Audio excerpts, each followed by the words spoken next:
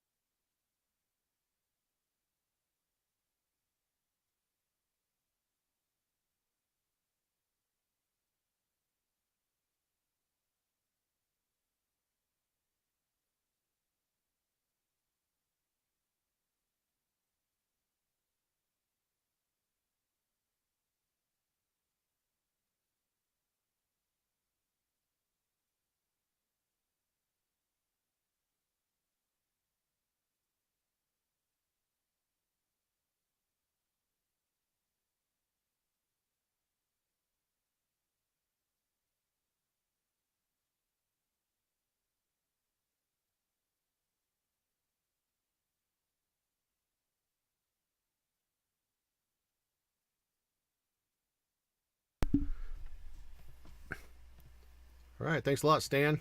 Yeah, Abe does a great job presenting these. You guys need to drink water or anything? Or...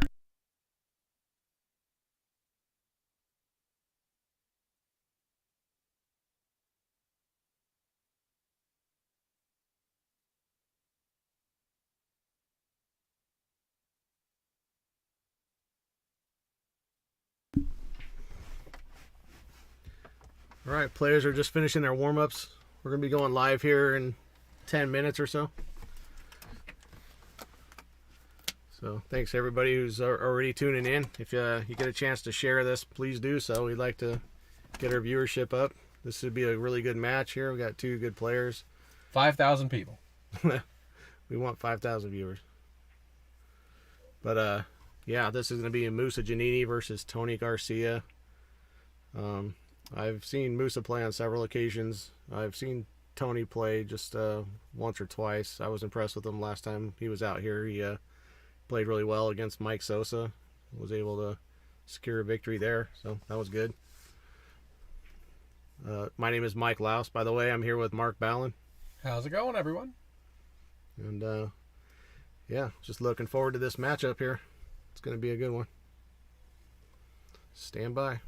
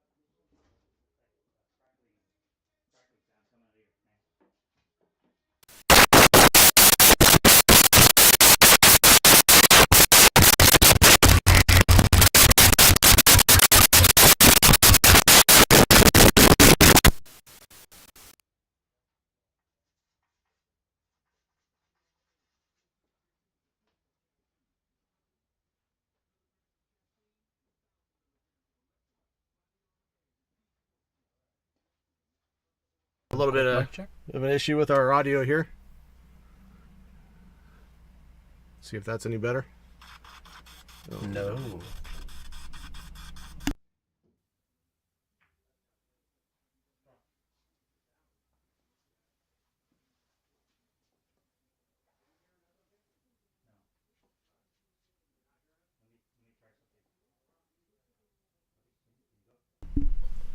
Sound check.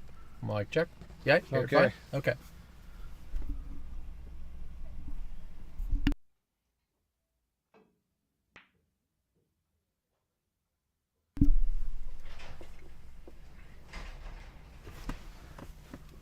All right. Okay, let us know if the audio is coming through just fine. We had a little audio hiccup there. Looks like we've already got some action going down. Like to see that. People getting invested in the match. It's fantastic. Got a pretty nice little safety from Tony here. Can't tell if Musa has the edge of this one. He might have the gap here between the 6 and 5. Or not. He's going out with a looks jump like he's two going to here. go ahead and jump this.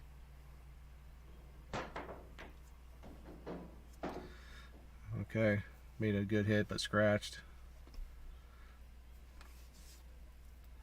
Kind of a dream start for Mr. Garcia here with ball in hand. What a great way to start a set.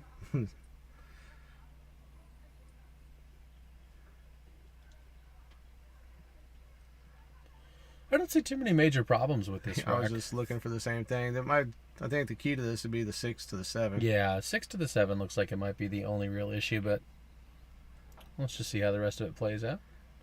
A little Okay. straight on that 2 ball. Now So- we have a problem for the 2 to the 3.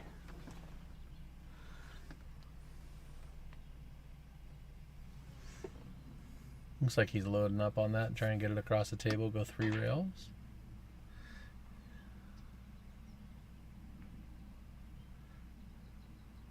Well, he's left an easy shot with not what I'd call easy position here. Yeah, the shape is going to be really rough trying to... I'm almost thinking you could might just draw have to really hard and try and go... off the 9. I was thinking Or try and get between. past the 9, go between the 9 and 6, and just go up and down. Yeah, okay, that's like a Like a huge really stun long shot. distance stun shot, exactly. Yeah, that's pretty flat for that. Very difficult to do. You may just have to kind of lag this in and accept a tough shot on the 3, or look for. No, he took your shot. Hit it great. Yes, he did. A Oh, little that- unfortunate with that bump on the 5, Right, that little bump hurt him. but overall, it's a decently executed shot. Think we're going to see a safety. Yeah, I would expect to see him roll up behind the 8 here, either with the 3 or the cue ball, whatever he prefers. More than likely the 3. Yeah, bank the 3 up to the other end rail, just like this. Get the 8 and the 10 in play. Absolutely, it's going to work Perfect. well. That's really good. Perfect speed. Look at this. He's got that thing just about frozen. No, not quite.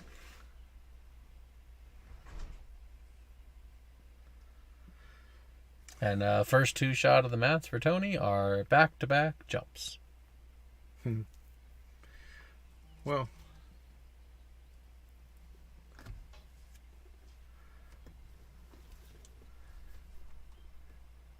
he does have a kick here if he wanted to go around the 9 and 6, but looks like he's pretty comfortable with this.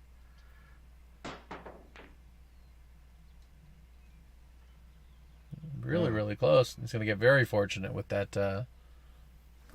Yeah, that's a great result. Getting the safe there.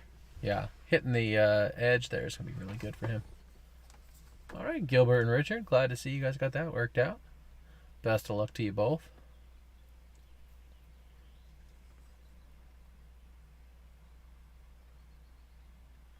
And I'm thinking he's going to have to hit this on the bottom side of the 6 with a little bit of spin to try and go 2, if not 3 rails to get down to the 3 ball here.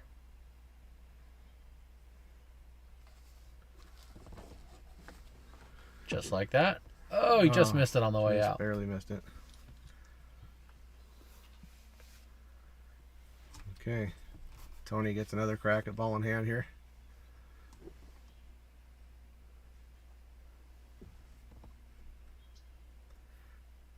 He's going to have to probably go forward 2 or 3 rails, I think, unless he wants to play short side position on the 5 ball, which I doubt. I like going forward. You just gotta keep an eye on the side pocket here. Yeah, he Came a up little short pretty there. short there.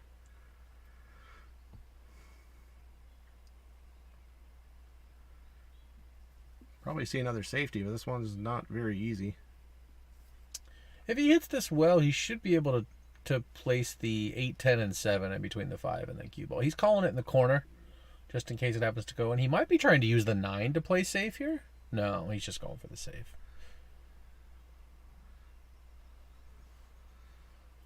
My thinking there was he might try and bank it and leave the cue ball where it was to have the 9 be a blocker, kind of like a two-way shot. Right. Okay.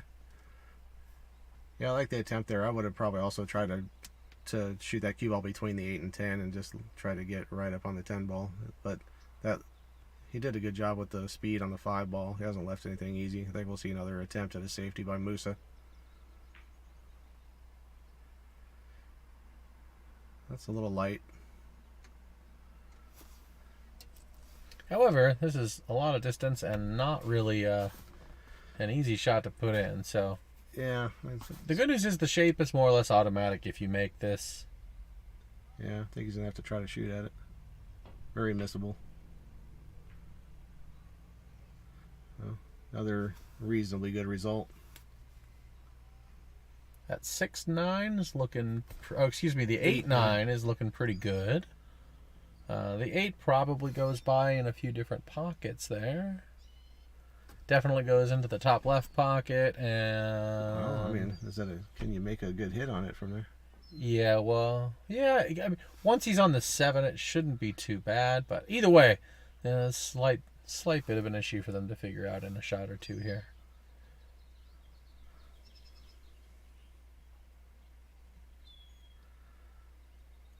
I would like to see him just roll up on this 5 and try and keep things around get the 10 right in the middle. Absolutely. That's a real delicate little shot, but he's doing it. Looks like he hit the 10 on the way in.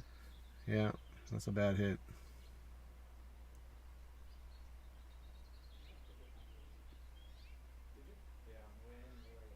It's like Musa may not have caught it.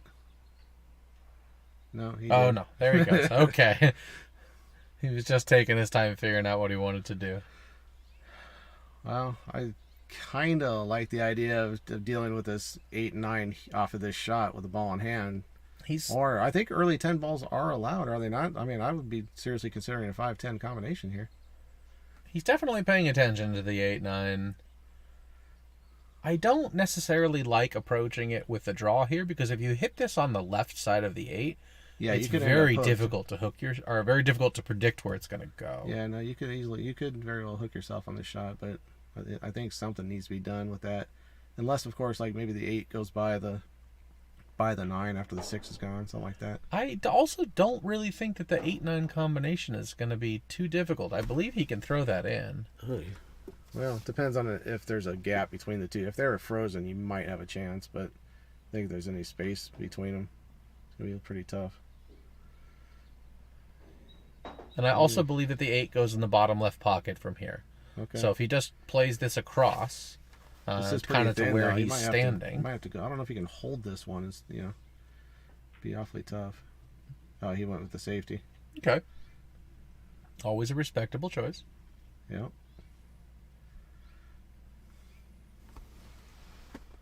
Tony called foul on himself. Oh, that's good to hear. It's really nice to see when players have some integrity. He only did that because it's on video. I'm just kidding.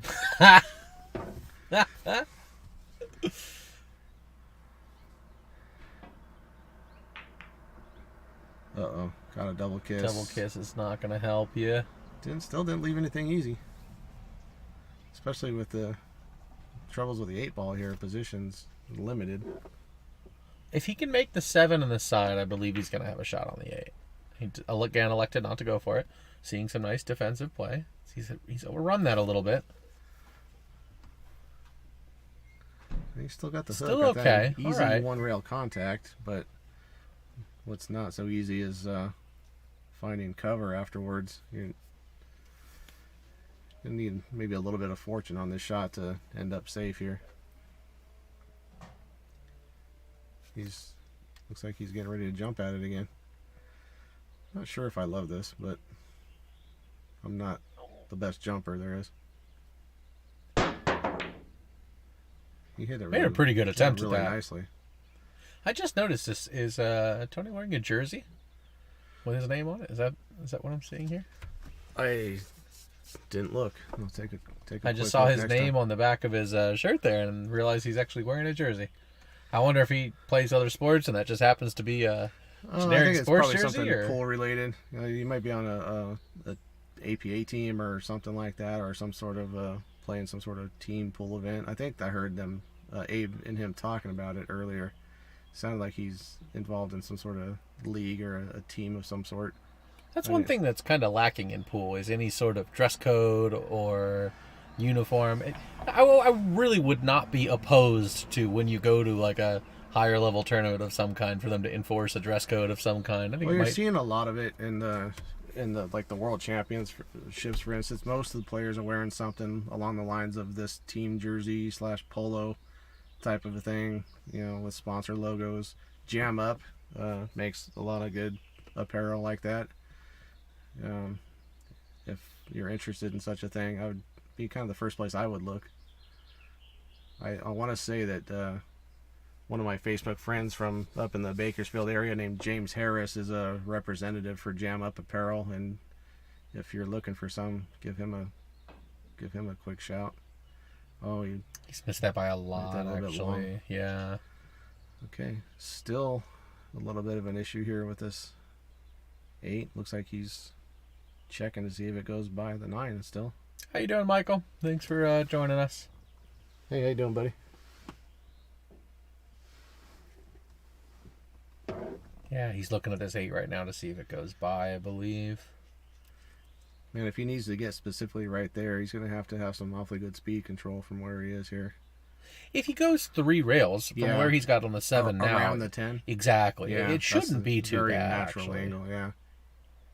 You talk coming off the 3rd rail, like between the 1st and 2nd diamond. Oh, Just he hit may that have really scratched. short. Watch out. Okay. Yes, he did. But yeah, he wanted to go on the bottom side of the 10 with the exact same shot and get position there. I like the choice. He seems to have set himself up a little bit flat on the 7 ball for that shot.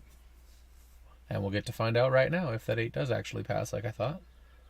Looks like it does. If it doesn't, then we might be seeing another safety here and just lock him up straight behind the 9. I want to say that jersey that he's wearing is probably made by Jam Up Apparel, like I was talking about.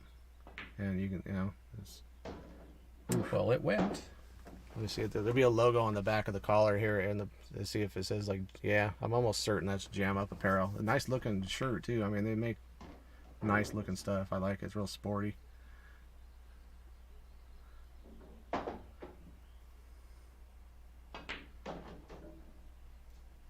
Okay. Tony's going to jump out to a 1-0 lead. There was a lot of back and forth in the first game. Several innings in that one. A little scrappy in the beginning, but I think that 8-9 was causing both players a lot of concern. Nobody was in a huge hurry to tackle that. Ball in hand helped significantly. Probably made someone a lot more comfortable. A little bit easier to solve a problem when you can put it wherever you want. We'll get a good view of maybe the back of the shirt from here real quick.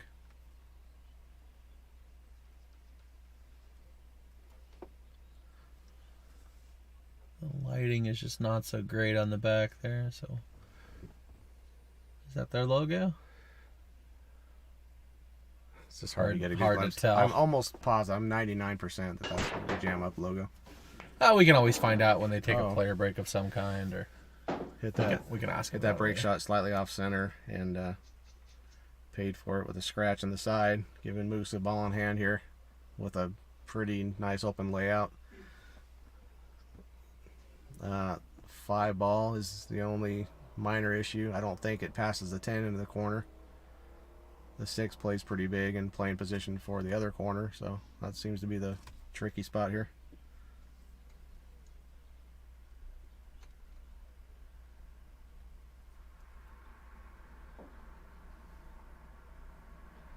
There you go. If anybody from Jam Up is listening, feel free to get a hold of us. Even send a jersey. I'm a 2X.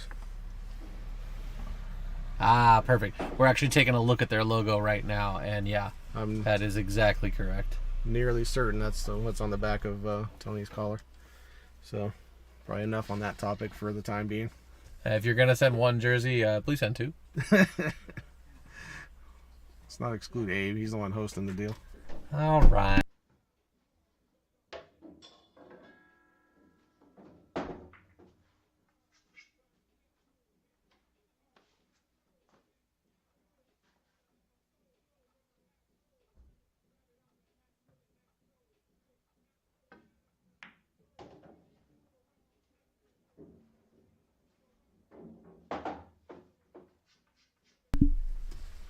Alright, he's given himself a pretty good chance to get shape on the 5 here. The 6 is a big ball, but if he's to go on top of the 6, he should be alright.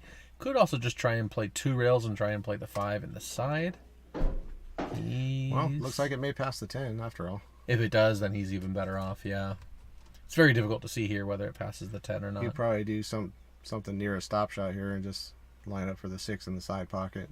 It's pretty kind of connect the dots like from here. He's rolling forward. Oh, no, there he goes. Okay. Perfect. Stunned out just right.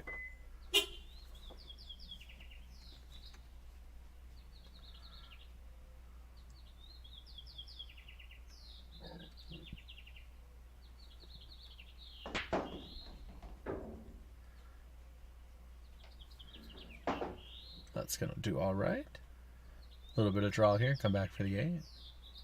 Could go 2 rails also. Ooh. Undercut it slightly.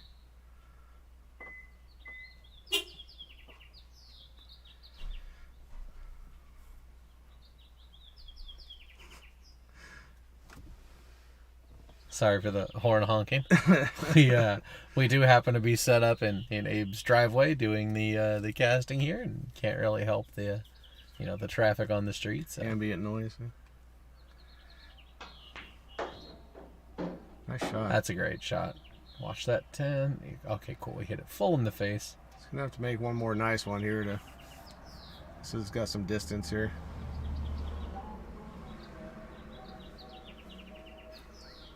Man, they're out to get us tonight. It's all right.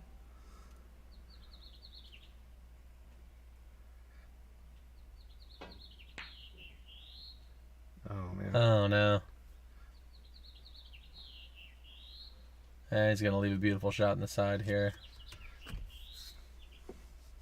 This is kind of a similar spot where you can stun this and go up and down the table, or you can just kind of roll forward and take a little bit of a longer shot. Last time he elected to go for the long stun. Let's see what he does this time. He seems to be a fan of that longer shot. Didn't quite stun it. Put a little draw and tried to run around the table.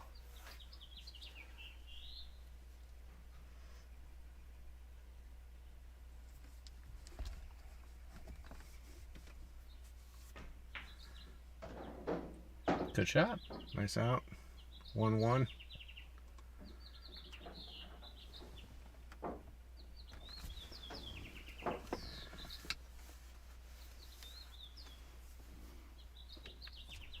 We ever get that action that we were looking for earlier? Yeah, there's a nice 50 quid side bet. Quid? Well, you British? What is the transfer rate between a quid and a euro? Do they still use quids in England? Quid, I don't know, quid and a euro. You're talking quid and a dollar? Yeah. Like a pound. Quid's a pound, I, right? I would take the conversion rate between any other currency. I'm just curious of what they were. Like 5-6 years ago, it used to be about 3 to 2. Okay. I've never used a quid. I have no idea what they historically have It's just been. like a slang term for a pound, right? I'm pretty sure the quid is the same as a pound in England. They have to get Adrian on the case. I want to say right now it's real close. It's probably like, I don't know, 6 or 7 to 5 or something like that. I gotta admit, I actually meant to say like 50 clams, and then for some reason the word quid just came out, and then it's okay. I'll run with it. World traveler we got here. I've been to H Salt one time. That's as close as I've been to England. I'm pretty sure I went to a restaurant that called it fish and chips, and I think that's the closest I've gotten. But they didn't serve it in a newspaper, so I mean, really, how authentic can it be?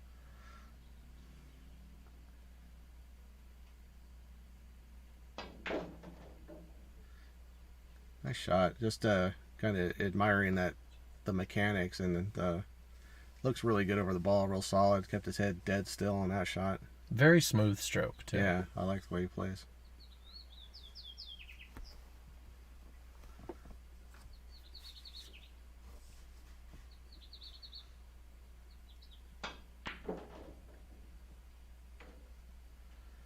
A lot of distance to cover here, and if he wants to get back for the 4, he's kind of got some blockers.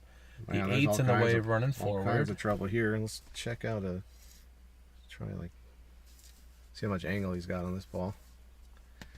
All right, anytime now. Did we just have a camera die on us? What happened there? We have to put a big stroke here. Which he's And he done. did. Fantastic stroke. He's gonna fall straight-ish and pretty close to the rail. Straight. He should have enough angle to still come out to the center of the table. If anything, he might be. Can he get far enough to play the 5-6 combination? Is really what I'm thinking he might go for here. Birds are killing me right now. Can you guys hear the birds on the stream? We can always roll up the windows, but if you can't hear them, then no problem. Another nice shot. What a smooth stroke there. He's going to come a little short, though. I don't believe that 5 plays past the 8.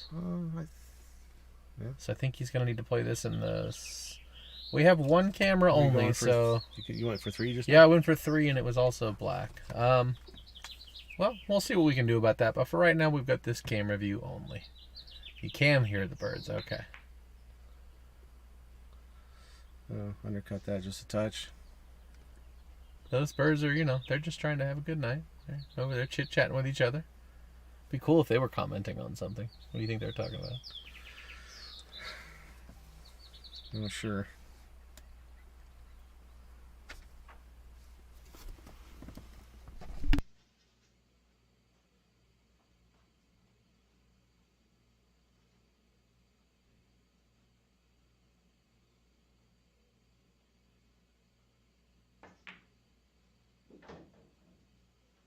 Yeah, whatever. Alright. Well, hopefully it's a little quieter now.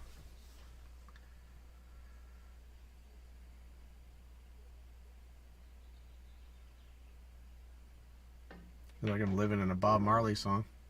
Like 3 Little Birds. You've heard that? That's a very No, famous I song. haven't heard that one. You probably have. You may not have. I might not recognize the title. Yeah, Yeah. maybe. I'm also not the biggest music fan in the world, so you might just be talking to the wrong person in general. Apparently I am. How dare you? Yeah, I know. It's very odd. I listen to books all the time. Nerd alert.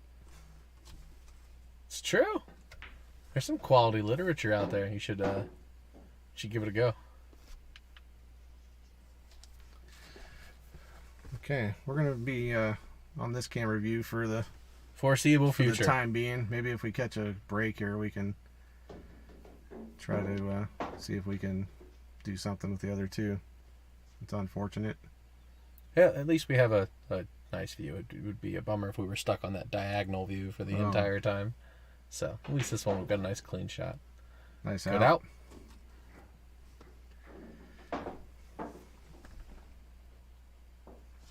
Okay, Moose is going to jump out to a 2-1 lead. We are going to 15. This is going to be a nice long one. So if you haven't yet, grab some popcorn. Get ready.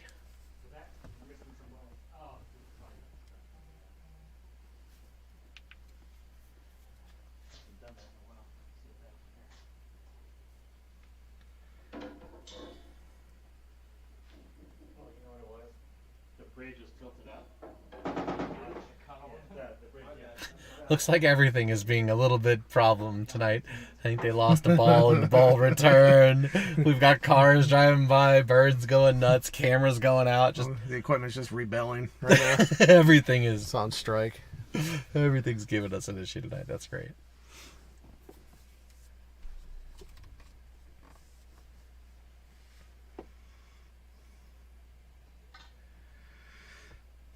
Okay, let's take a quick look at Musa's break here, see what he's doing. I haven't been paying enough attention and getting blown up via telephone and whatnot, dealing with some technical issues here. First oh no. Did he lose it? Did the whole thing freeze up? Yeah, so we have We might have just completely, if you can still hear us, we might have completely lost the stream. So I think we may need to take a quick break here. We just lost the only camera we have. Oh, We're back. All right. we're back. Okay. Great break by Musa. Too bad I didn't see it. I think he sees this Made ball. the 1, 2. He made the 8, or did he make the 9? He made the 8. Yeah. One ball is dressed up right in front of the corner here. Is he going to go forward? No. Okay. Looks like he can make the 2 in the side. 3 to the 4. He's got to get.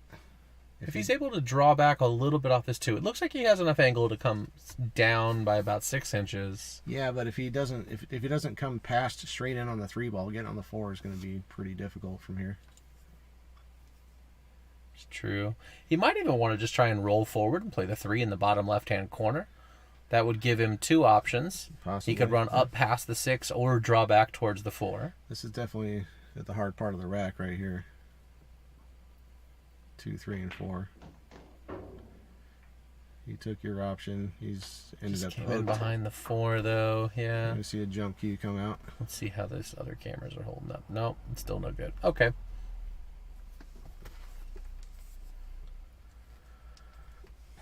I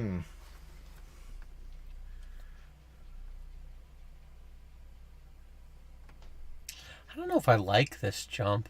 I mean, like you, I am not an amazing jumper, so I really don't like these short distance Well, ones. I don't love any kick from here. I think you have to try to jump this. That's Really, good. only Good the only kick I could see was the one railer past the 4 and past the 6 also. Oh boy. Oh no. All right. We're okay.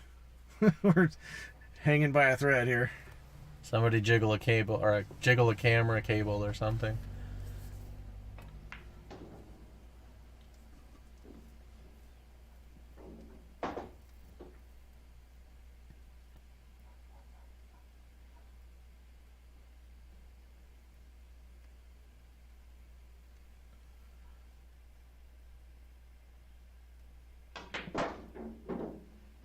It's a great stroke on the 4.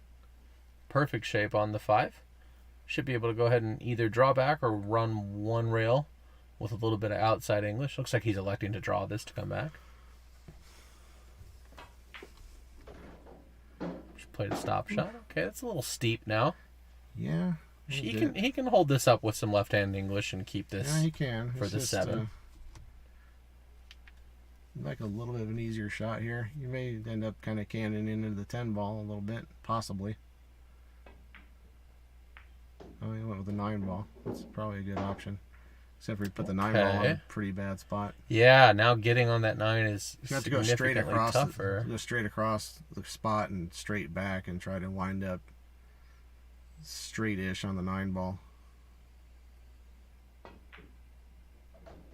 Good shot. Whoa, he overhit that a bit.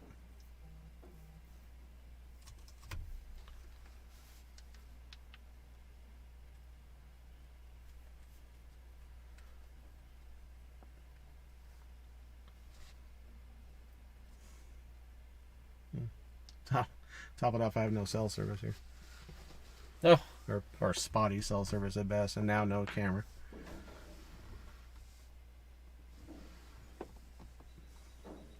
Okay.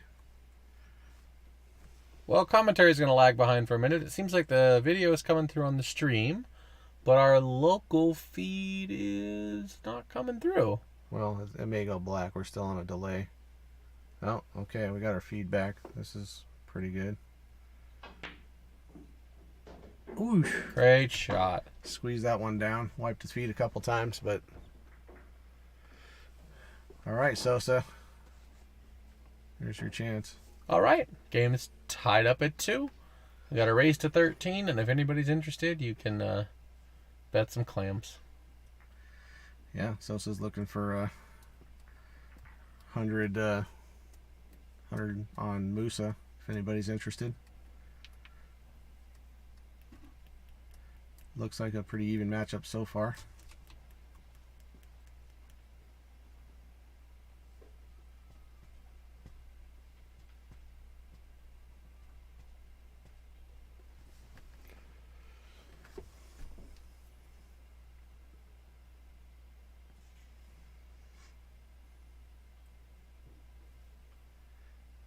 Okay, looks like he's breaking from just left of center. That cue ball was going straight towards the side. I think that's going to be dry. He had the 6 ball very close to the side pocket.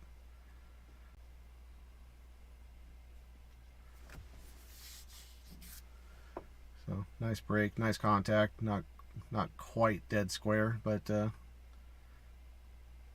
good thing to build on from here. It's not hitting him bad. Just getting on this one is tough. This is a weird position because where would you push out? He's hooked. Yeah, that's what I was One's trying to think of dangling right in now front. is where do you push? I really think the best thing to do is just like he's doing here up to the top left corner, Yeah. because getting shape on the 2, even if you can make that 1, is a little annoying. The 6 is a really big ball. Even the 7 might come into play here. So You can't really go into the 2 from here because the 5's in your path. The side pocket's available, so you got to watch out for that. You could maybe try to go 2 rails coming off just before the side pocket and kind of colliding with the 6 to stop his cue ball for a shot on the 2. But you know, that's real I might delicate. even like just playing it safe and trying to put the 1 behind the 3 and get your cue ball behind the 7. Yeah, that looks like he's doing something along those lines there. Yeah, it looks like that's a good choice. He decided to use the 5 ball instead, but I like that choice. It was very difficult to get to the 2. I wonder if he's got a natural angle where he could bank and still run his cue ball between the 3 and 5, kind of almost straight at the 2 or straight towards the 6. He might even be able to run the cue ball straight towards the 10. Put a little outside, throw the... I'm talking making the ball here. Oh, yeah. He played more. What I was thinking of is shove it towards the 10. Well, he's left an edge here for sure. It's a tough shot. I don't know if he's going to try to tackle it or not. I mean, it's not that tough. I'm going to brave using the other camera for a second and see what we get. Our panel's not responding either. So, okay. Still stuck on this camera.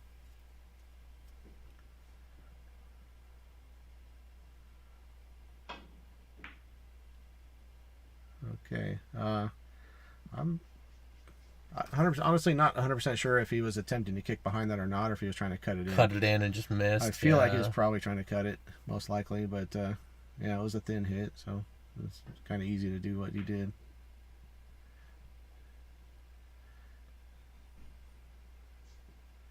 Okay, well, he's not hidden this ball at all, but left more of a tough shot.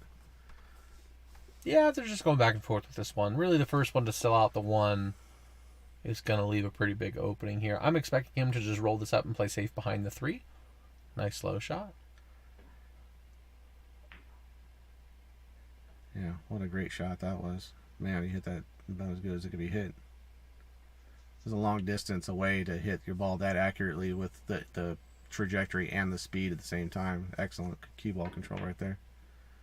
Whoa. He called it, and he made it. Nice shot. Heads up 6 ball. He might have an edge of this 2.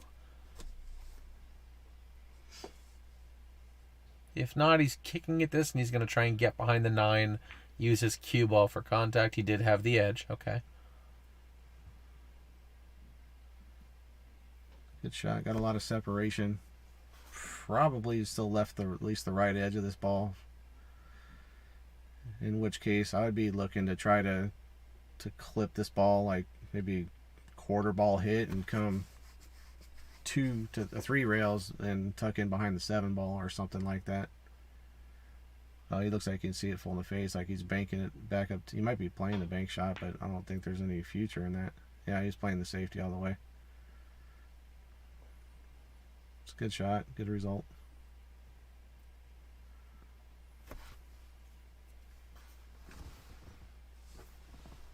If he can split that gap between the 6-10, it looks like the angle for the one railer is okay.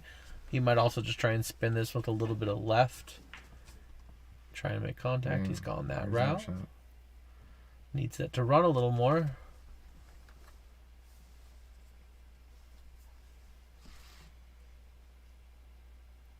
So we might be seeing a repeat again. Just try and play safe behind the 7 and roll up just the same as he did for the 3.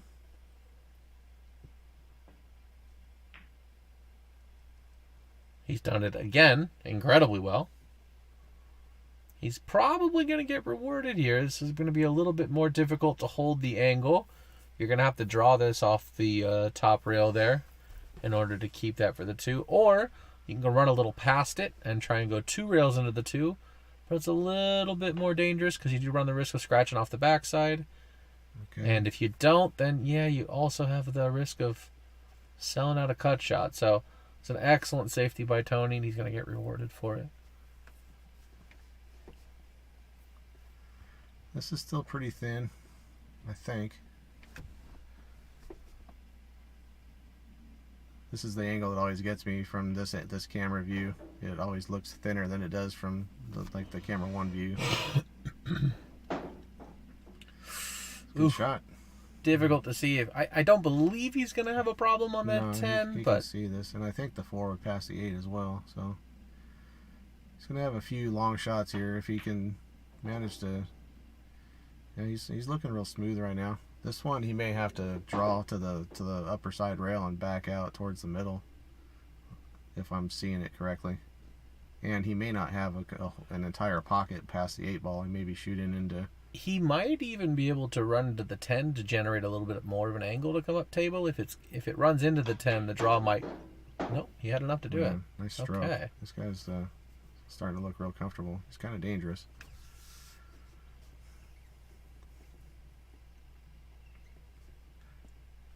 I'm becoming a little bit of a fan. He had me with the jersey. I was already a fan.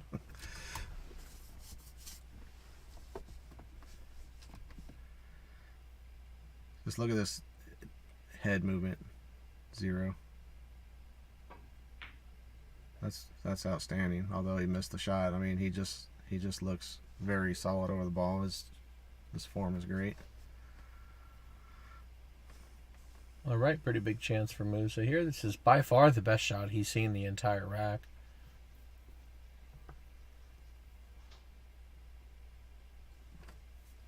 I would expect him to leave his cue ball more or less where it is now, play 2 rails, and come back out to the middle.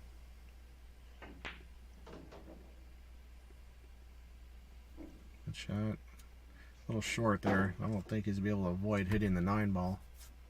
So this could hang him up. It could either help him or it could hang him up. I think he might actually be able to split that gap between the 8 and the 9. If anything, he might even be able to miss the 9, hit the 8, and then come 2 rails off the 8 to get shape on the 7 with some draw. Let's see how he goes. If he draws it, I think he might have that opportunity. Nope, ran right into the 9. Used the 9 to get shape. What a nice shot that he, a little bit unfortunate. And how amazing was that? The cue ball bounced right back out of the pocket. I mean, yeah. No, but a great shot. Great prediction of how things were going to contact each other. He just maybe hit it slightly firm and had a little bit of bad luck. Was definitely a very creative way to get shape.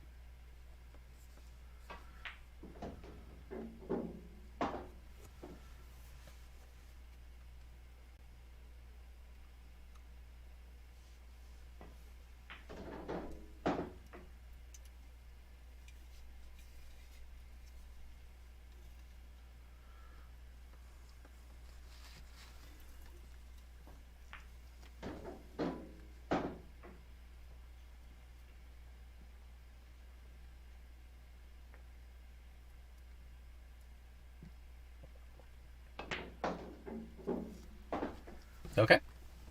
Tony's going to end up getting that one. 3-2 scoreline.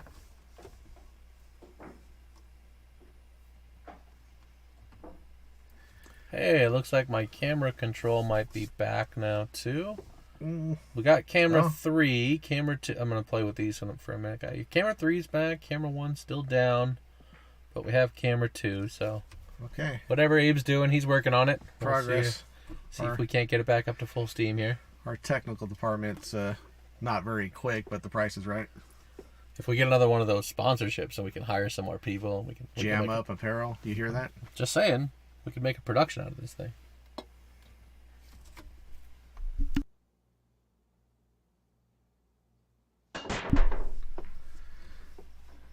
Nice break. Parked his cue ball pretty well. Got a little bit of a kick towards the side. It still has a reasonably good shot on the 1 ball, but it comes with medium-ish difficult position on the 2. I would rate this difficulty a solid 7 out of 10 trying to get shape on that 2. Well, just some slight high right. Even if he can get back to where he is, he has a shot at the 2 ball, though. Yeah, it's I not just really don't like putting so much I think inside it's just a on straight the high ball. I don't think it's that yeah, Okay. he hit it great. That's just not a shot I'm personally a fan of. Anytime I'm on the rail, I don't like using that high inside. Jason Ellis, it's looking that way so far. He's playing really well, in my opinion. I mean, the first game was kind of scrappy, several innings, but since then he's been making good decisions and executing pretty well. So I like what I'm seeing from him. I mean, I would think that the kind of the consensus around the people I've talked to leading up, this week, in other places leading up to this match would have had Musa as a little bit of a favorite in this match.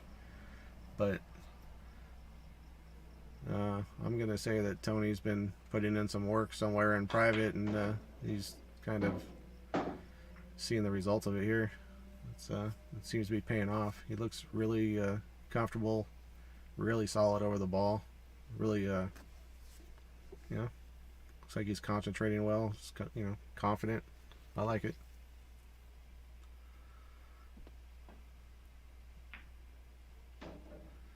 Great shot.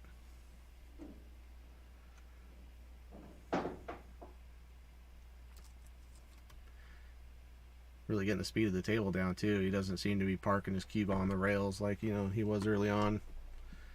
He's seems to be getting the right angle on most of these shots now.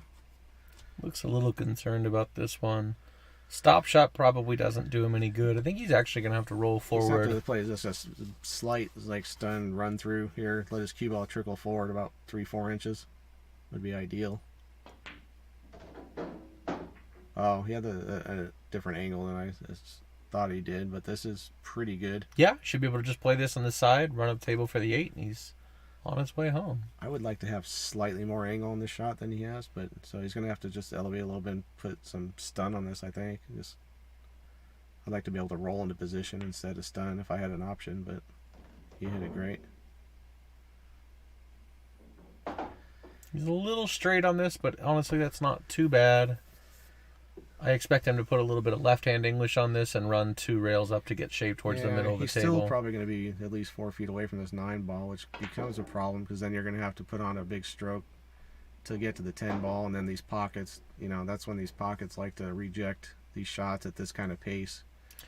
He might not even need to draw this. He might be able to just roll forward and go one rail. It's still going to require a little bit of pace.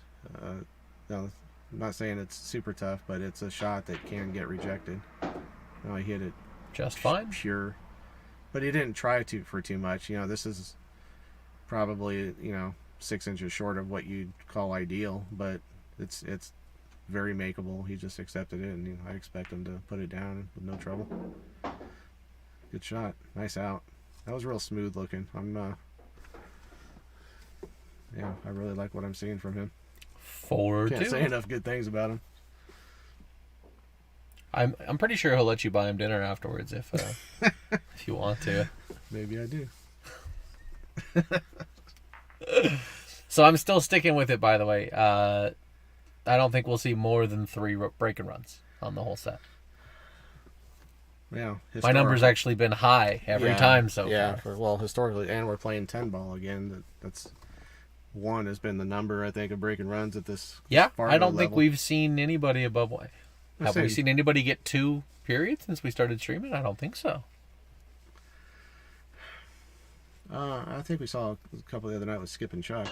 No, just 1. There was 1 in the Just first one set, total? none in the second set. He broke and run. Oh, to you know win what? the set. Yeah, you're right. He broke around to win the set, but either way, Yeah. it was 1 in both sets. Yeah, that's true. Yeah, 2 separate sets. So yeah, just like again an indication that this table is fairly difficult. You know, you got guys who are rated 670, who probably play closer to 690. You know, only getting 1 break and run out in a race to 11, I think it was. 11? That's saying something about the table. That's. Is able to thread the needle there? I think he's got enough. Yeah, I believe you can see the whole ball. He would like to just put a smooth draw on this and have his key ball go straight towards the 3 ball here with a smooth stroke, but there's probably a good chance he's going to graze the 6. He might even roll forward here. He's going high ball here, huh? From 2 to... Okay. Oh, Wow, I'm surprised that ball dropped. I really thought he missed it. That has to be one of the most forgiving. shots we've seen. Yeah. Okay, well, he's long and straight. You may have to stop this. It looks like maybe he's putting a high ball on this one going forward. He might have a little bit more angle than I think.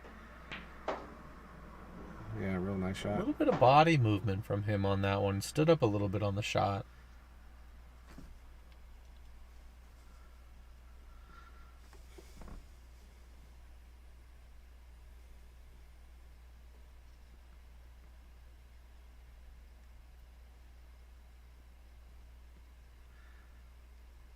This is almost kind of drill-like, too. It's just back and forth across the table. This is when the outs get hard. You know, they're spread out and they look easy, but when you have to go from one end of the table to the other and then back to the other and back to, like multiple times, things can go wrong pretty quick. Yeah, the more you have to move the rock, the more likely you are to make an error.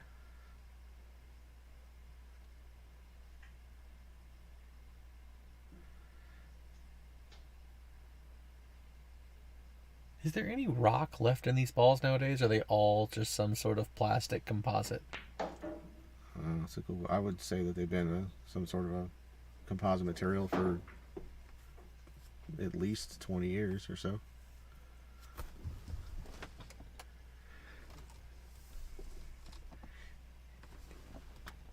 Pretty Angie steep angle Alfaro, side. I don't know if he needs a lot of good luck. He's playing great, so that should take him quite a ways here. A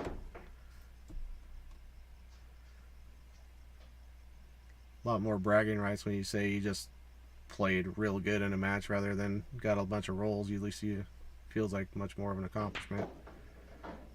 I will say that, speaking for myself, that it's hard to find your complete A game under these conditions. A table that's a little bit foreign to you, cameras running, people watching, it's been advertised.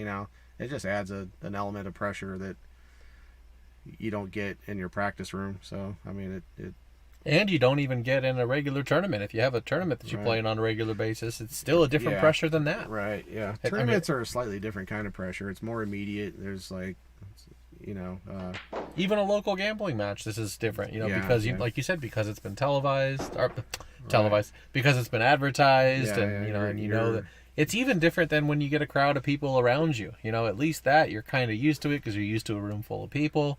Right. This is entirely silent, but you have no idea how many people are watching. It is a little different. Yeah, it does add something to it for sure. I've played quite a few of these stream matches now and still have yet to play my best, to be honest with you.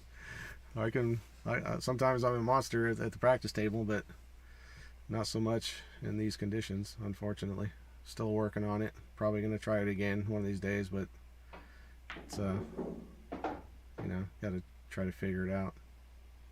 I'm just, never have been comfortable in front of cameras anyways, even photographs, but so there's something about me that makes it tough, but really it's not like that for everybody.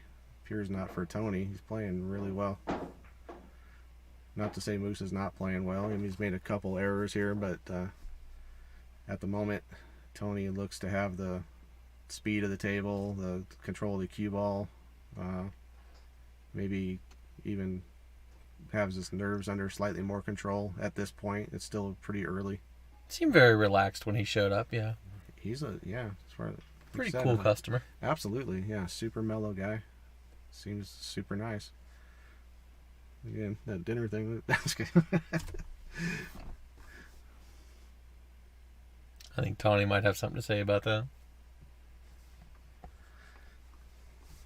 No, we're just kidding about all that, but he's. It's just not that there's anything wrong with that, but I am impressed with his play for sure. Yeah. We just like to joke around and have a good time. Now, this is a tricky shot on the one sometimes. If it rolled just far enough past the side pocket that you can't quite cut it in the side, and even if you can cut it in the side, it's difficult to generate a lot of angle when it's on the far side of the side pocket here. Mm-hmm. I think this will go with an extremely thin hit, so thin that you miss the two going, maybe come between the inside of the two and then between the 2 and 10 coming out or something like that. Possibly. I think that's the 4 right there next to the 1, right? The 2 is in the top right hand corner next to the 5. Oh, well, so I'm thinking he's going to just roll forward, maybe run into the hit 4 it thin with even. a lot of right English. Run into the 4. But that's what I was worried about, is you can't generate a lot of angle. And yeah, well, he probably caught that significantly thicker than he needed to. Not sure if it would have helped much or not, but good opportunity for Musa to start evening things out here a little bit. The 2, 3, 4, and I mean, there's not a lot to do to get to the. I mean, especially if the 7 passes 9, which it looks like it clearly does. I mean, this is the first sign of a problem is the 7 to the 8. And shouldn't be too bad to get from the 5 to the 7. I mean, you don't even necessarily have to play the 7 past the 9. You can just play it in the top pocket. It's the 4 up there in the corner pocket, right? Top left, yeah. Yeah, so I mean, this is basically a stop shot. Sure. He just has to roll that ball in. He doesn't have to get great on the 5. He's anywhere near straight in, even if it's 6 feet away, is perfectly fine. 7's a stop shot. I mean, you just have to get decent on the 8 ball. Yeah, that's pretty good. This shot, this layout here, although he probably fell a little bit more angle and now might need to play the 7 in the same pocket, still not a big problem. Oh no, he decided to really lag it. It must have a ton of room to get past the 9 there. He's not worried about it. Although I think he's fairly straight here, which is going to complicate this a little bit. He might have to kind of, well, looks like he's still going high ball, so he's going to go forward 2 rails out to the middle again. Nice stroke. He may have overcooked it. No, that's good. Nope, it's going to lay great. Yeah, this is just about perfect. A little bit of high ball, maybe a little outside here. Comes and gets good shape for the 9. 2 rails, possibly. Yeah, like this. This is the way I would have done it. Yeah. That's kind of out. He needed to start feeling more comfortable, not chalking it up just yet. He's still, this is probably the toughest position play of the entire run out so far. Watch outside. All right, he's going to be okay. Okay. He's in pretty good shape here. He's supposed to like this shot. Yes, Steve. This is a winter break. Nice out for Musa there. Okay. Needed that one. To within 2 games. Yeah, that was a fairly critical game, score-wise, psychologically. I mean, 5-3 is much better than 6-2. It's a pretty massive difference. Also, that's the first real decent run he's had of the set, so just for his confidence, being able to get back in it right there is big. Well, again, that's what I was saying. Psychologically, being down 6-2 would start to instill I'm not going to say panic, but a concern to start with. This is much, much more comfortable.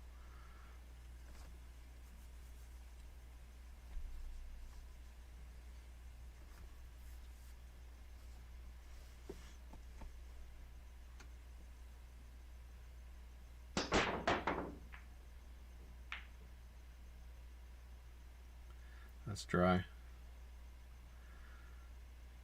But didn't leave anything to shoot at. In fact, we're probably going to see a push out here.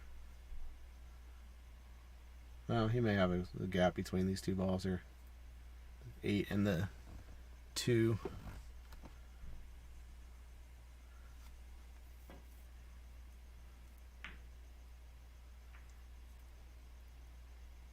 That's gonna lay pretty well. Even if the depends. If the 1 passes the 3, he should be able to hold maybe it. But just cut the 1 into the 3 and just bring his cue ball out on the other side of the 6. You know what I mean? Just use the 6 as the blocker. I hadn't seen that, but that's a good option. Just keep it simple.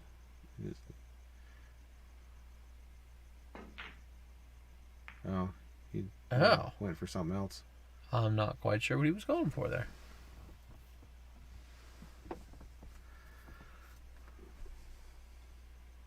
He has opened up the table quite nicely, although getting from the 1 to the 2, that looks much better, by the way. But don't know what you did, but the brightness is very good now.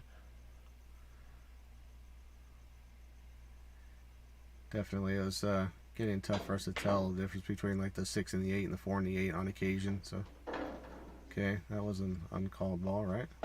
Yes, yeah, did not make that on purpose. All right. I think 2 rails out of that upper corner would be good. He may just go straight high ball though. Yeah, he went to 2 rails. It's a good So shot. watch the scratch here. He's all right. Fell pretty straight. The good news is he only really needs to draw back about a foot okay. for the 4 on this side. Yeah, this is no trouble. Looks like the 7 isn't too much of a problem with the 10 interfering here.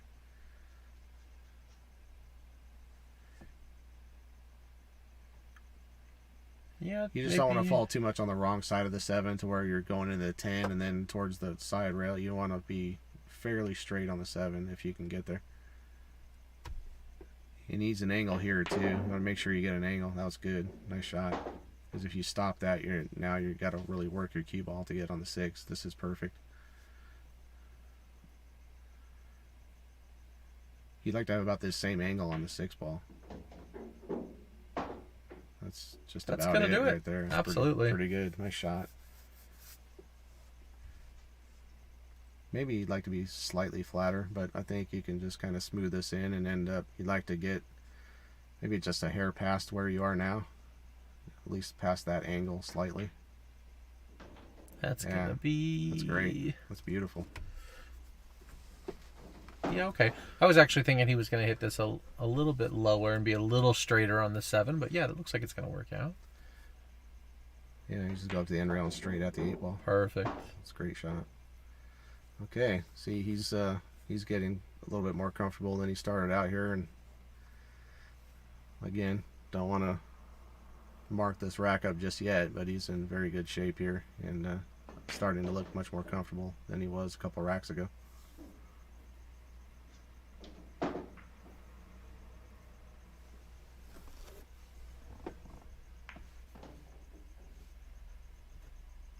It's great speed there. That's perfect. I mean, this is where you'd put your ball if you had ball in hand on the 10. Nice out. All right, 2 in a row. Clawing back to within 1. It's quickly turned into a very high quality match now. Check something real quick. I'm just testing out the cameras between the rack here. It looks like camera 3 looks normal again, so that's good. Well, we still don't have camera 1, but hey, at least we got 2 out of 3.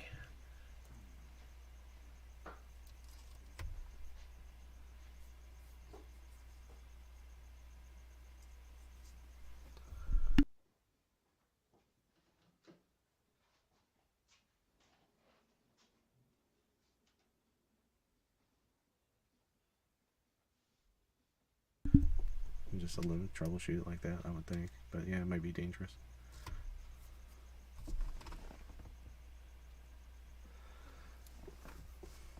Alright, looks like this is pretty close to dead center. Hit it real square, made a side pocket ball. Yep, was able to make the If 6 that 5 there. stays out of the way, which it did not. No, and the 2 is in trouble too. 2 7s tied up.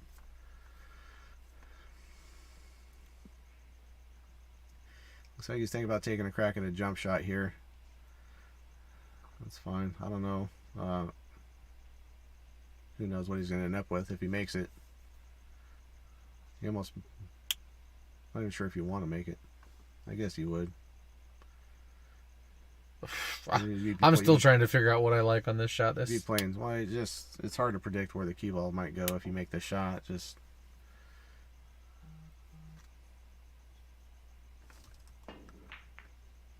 Okay, he went for the kick. He kicked 2 rails behind it.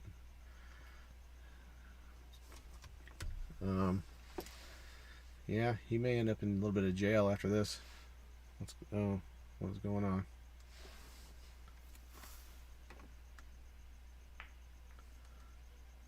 Okay. Ooh, we overran that one slightly.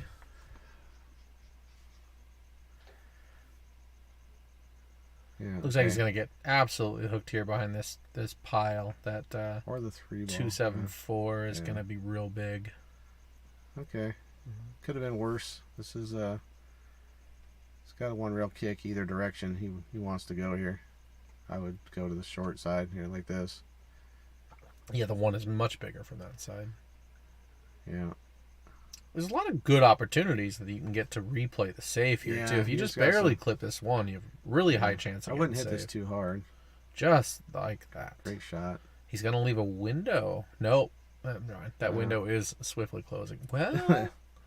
Hard to tell from here, but it was a nice he might have shot. a full window. He's shooting at it like he does. What are you going to do with the 2 from here? You just hope you make the 1? I wouldn't even want to make the 1, I don't think.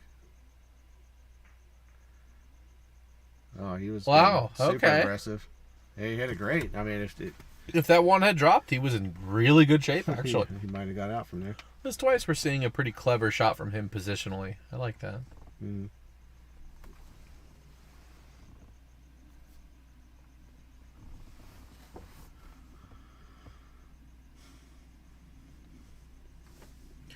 With Tony being left-handed, this is even more difficult for him. Is he left-handed? No. Oh, I'm sorry. Is it Musa that's left-handed? Musa's the left-handed. I remember seeing one of them shooting left-handed. Sorry. When we first got here, the screen was reversed or flipped, so it looked like he was playing left-handed at first during the warm-up. Well, I guess if he has enough to shoot this up in the corner, he's in pretty good shape. That 7 still might be a problem. I think he can drift forward past the 4 to get shape on the 3. Still kind of a long shot. Hit it pretty dang good. Now the 4 goes into the side. Question is whether the 7 goes past the 9 here. It sure doesn't look like it. The 7-10 combo looks great, but it's very difficult to get on that side of the 7. Right. So he's an option here. He can play position for the 4 on the side or come back out towards about where he is if he wants to try that to play up in the corner. He went for the side. You know, if the 7 doesn't go past the 9, we might even see him play a safe right now and try and run his cue ball up towards the 9 and kick the 4 down table. Oh. I mean, that's a possibility. He has the opportunity to do that. I don't think he's going to. I think he's going to try to get out here. He's going to roll this 4 on the side and then see what he does from there. Oh, yeah, okay, good shot. Thought he had overcut that slightly at first. Or the 7 might also go in the side past the 8 ball. If he's able to draw this back towards the 10, and if he really put some juice on it, or even goes 2 rails from here, might be able to play the 7 in the top right-hand corner, the same pocket he's shooting at now. He's got an angle where you could even try to just go into the 8 here and have that 7-10 comp. That's a lot of distance. I don't think he's going to do that, but curious what he is going to do. Was he trying to get past it here? Look at this. He hit the 7 ball. Yeah, this is complicated it a little more. I feel like he's going to play play safe, but this 7 is probably makeable off the 9 if you wanted to get real aggressive. Yeah, maybe. It's kind of dead-ish. I mean, I'm not saying it's guaranteed to go, but he looks like he's playing safe. He's going to thin this super thin, try to get the cue ball on the 8. You think that's dead-ish. I think it's playing possum all day long. Oh, no. That might have leaked out just enough. Very difficult to see from here. I'm fairly confident he's at least got the edge of the 7. It's just how much of that edge does he have? He's hitting a high ball here, so he must think he can miss the 10, go 2 rails back towards where he is. Good shot. Oh my gosh. Wow. That thing is levitating right there. And he came up a little bit short. I'm pretty sure if he just smacks his hand on the slate, Yeah. that thing might drop. I would be tiptoeing to my shot if I was Tony right here.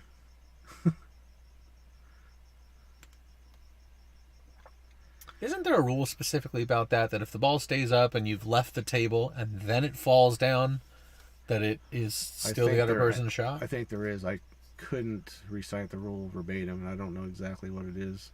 If anybody in the chat knows that rule specifically, No, he was trying to dig it in and draw out of there real hard, and he miscued. He scooped that ball. Launched the cue ball off the table and made the 7, which is basically worst case scenario. I mean, Leland, he would have rather just launched a cue off the table and left the 7 there. That would have been a much better result. Leland, this cloth plays just fine. It's a little bit worn in. I mean, it's not brand new cloth or anything, so it doesn't run as fast and as slippery as the new cloth would, but it's definitely not slow by any stretch. Yeah, it is in a garage. It's subject to weather conditions, so when it's humid outside, which it doesn't seem to be right now, the bed does slow down a little bit, but I think right now the conditions are pretty good. It's nice and cool out here. Seat feels dry enough. I mean, I bet the table plays pretty nice. I kind of like a table that's not lightning fast. I don't like to play on like a... I was talking about this a couple weeks ago. I played some matches on a streamer who was out in the desert in the Indio area on a diamond bar table. So you're in the desert, you're on a fast diamond with brand new cloth with the air conditioning running. I mean, like I could not control my cue ball. The table was just way too fast for me. I'd rather play a competition on a table that's slightly slower than I'm used to and have to like really kind of wind up your stroke a little bit, increase your power rather than have to back off of it. When you start kind of decelerating on shots is when everything kind of goes wrong for me. You know, I feel totally the opposite. I would much rather slow it down and play more finesse shots, because when the table's that slick, you don't get as much slide on the ball. You don't get those drifts at all. And I like to be able to slow down and only hit it as hard as I need to. Yeah. So like when I lived out in Arizona for a few years, and that was very, very common out there with how hot it is. Well, it's dry as a bone, and it's dry, yeah. So I loved the conditions when they were like that.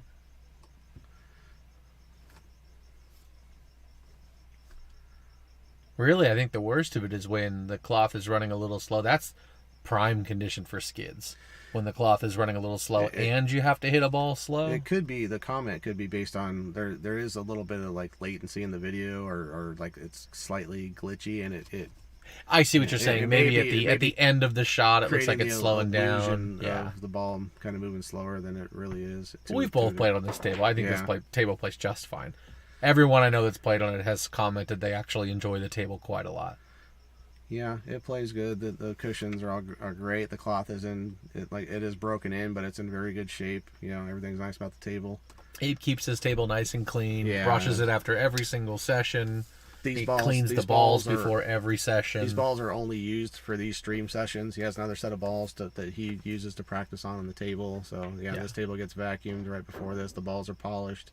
So it's about as good conditions as you could expect. Fast as you'll ever see just during these stream matches too. So. Yeah, absolutely. Well, Richard, you might be in luck here in a couple weeks. There's still a chance that Abe and myself will be taking on that matchup as a doubles pairing. So it'd be myself and Abe Lim, the guy that hosts the stream and owns this table, playing the Janini brothers. At least that's been discussed a little bit. I'm not 100% sure that's going to happen, but there is a chance that that's coming up in about 2 weeks. If not in 2 weeks, at some point in the future, you can almost be assured that you'll see that matchup.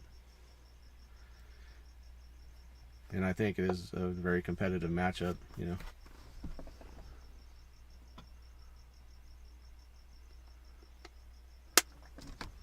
There's a lot to expect from this jump shot. I think he's just trying to hit it. Yeah, you just have to make a good hit here.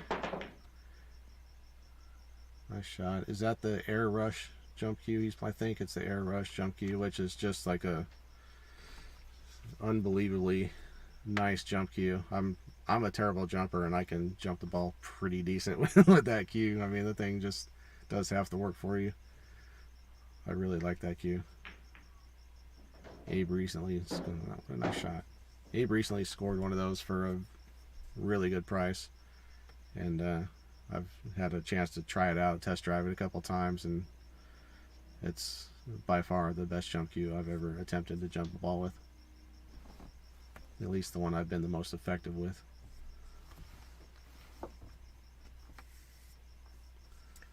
Five ball's a little bit limited, especially with how straight he is in the 4. I mean, unless you see a nice 4-foot draw stroke on this thing to play the 5-6 combo. Really, the best opportunity I see is trying to get back to where you are right now and just play bank shape. If the 4 goes into the side easily, it might be a reasonable option. Yeah, he tried to run that all the way back down to play a combination, and that was real difficult. I think either that or he was playing shape for the 5 in the same pocket. He hasn't left anything here, and I think Tony's going to need to come up with a safety play here.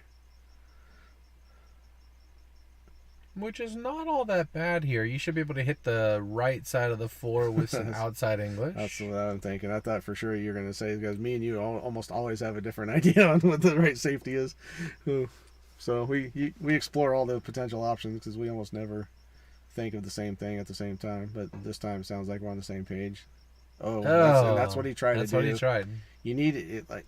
It was a concern because if you hit it just a little bit too fat, your cue ball is headed right towards that upper left pocket as we're looking at the screen here. You had to just kind of be aware of that.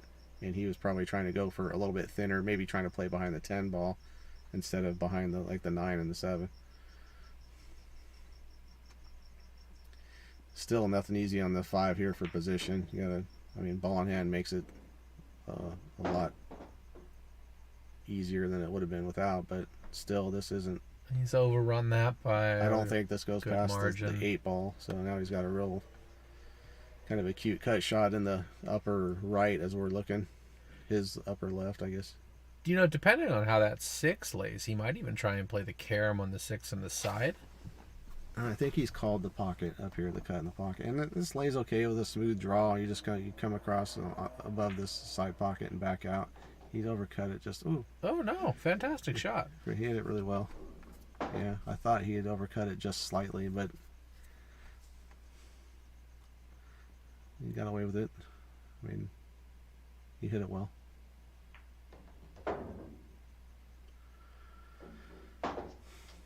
Okay. I go smooth draw here. Absolutely. Just try to come straight at the 8 ball. Yes. It looks like he might be going high ball now. Even if you're dead straight on the 8, which I believe he has a small angle, but even if you're dead straight here, you can always just play the stop shot. I think that's what we're going to see him draw this couple feet probably. Yeah, just like that. Now you got a stop shot. And, cue ball might hit the side rail and come back out, but you hit this basically just like a stop shot.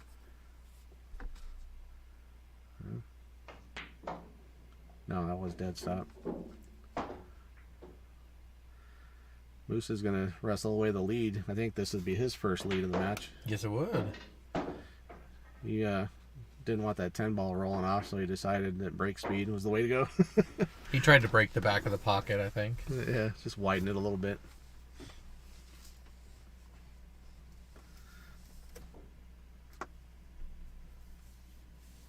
Well, good. I like to see a close game.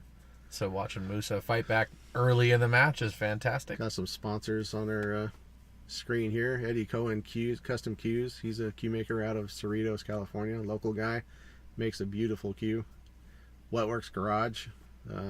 Owned by one of my best buddies there, Joe DeLeo.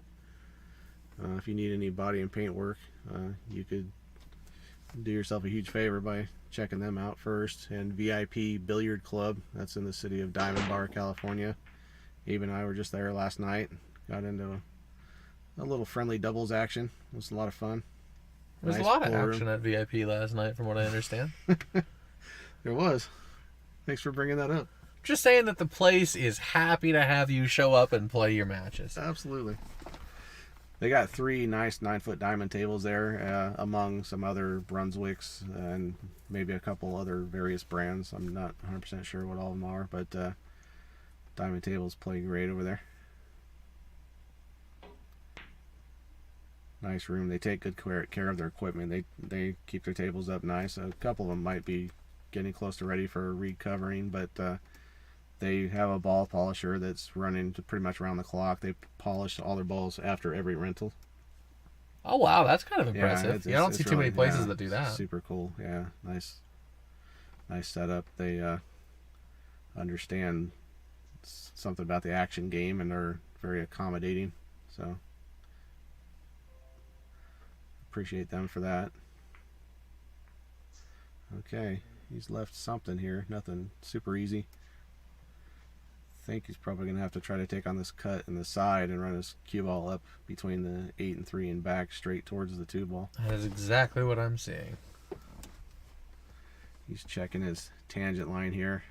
I mean, I think with a high ball, he misses the 8. I mean, this should, the way I'm seeing it, it goes just almost exactly halfway between the 8 and 3 and back up with a nice follow shot. Okay. Position was perfect. He just forgot to make the ball. Well, yeah, not the easiest shot in the world, but hit it pretty good. This is cuttable. Yeah, holding this for the 2 balls a little tedious. I think he's going to go around the 3. I predicted. Yes, go around the 3. Absolutely, in between the 3-8. And try to get somewhere in the neighborhood where he is now. Maybe a little closer to the 10. I'm just always a little worried about overrunning that ball when you have to back cut into the side. He felt just about perfect right here. I think he's got the angle where he draws straight at the table and has the 3 in this lower right as we're looking. Everything else has a pocket. Well, the 4 is limited. Yeah. Oh no. Okay, well, he's left a shot here. This is Tony's first good look in a, well, actually not. He had that 3 ball he just missed, right? But he had the 1 ball as well. Oh, that was the one. Yeah, that's what I'm thinking.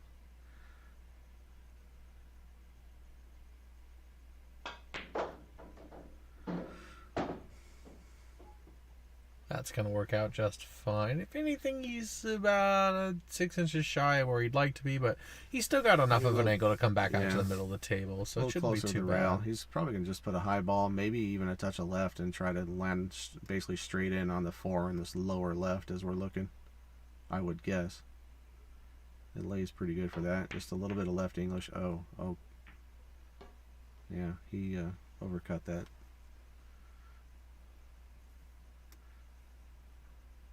I would expect a small draw shot from Musa here to again play the 4 in the lower left. Yeah. You'd like to end up fairly straight in on this.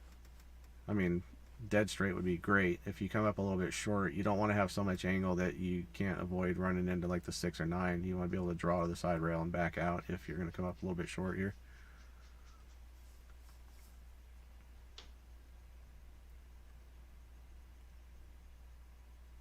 Richard, we need to get you over here on the stream so you can keep track of all those statistics like that. That's a good thing to know. 4 shots. I'd never pay enough attention to know that. Oh, perfect. Okay. I was not expecting him to play this 4 in the side. It's a great stroke. He had a little bit of a different angle than I thought he did. He was slightly on the other side of the ball from what I thought, but this is a stop shot right here, right? Yeah.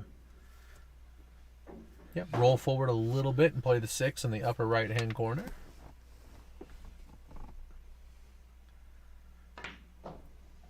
Oh, okay. You can draw it and bring it back in the same pocket. That works too. He's fallen on the correct side of it. About perfect here. I like to stun over the rail and back off a few inches maybe. That's okay. Well, that works. That's pretty good. You draw straight back. Very trying to get his cue ball going straight at the 8 ball from here.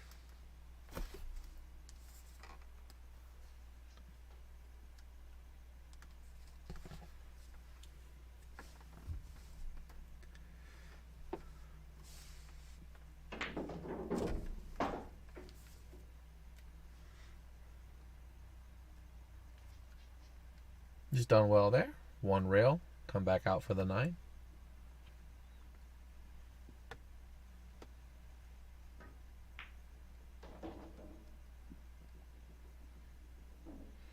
He has overrun that by a solid 1.5 feet.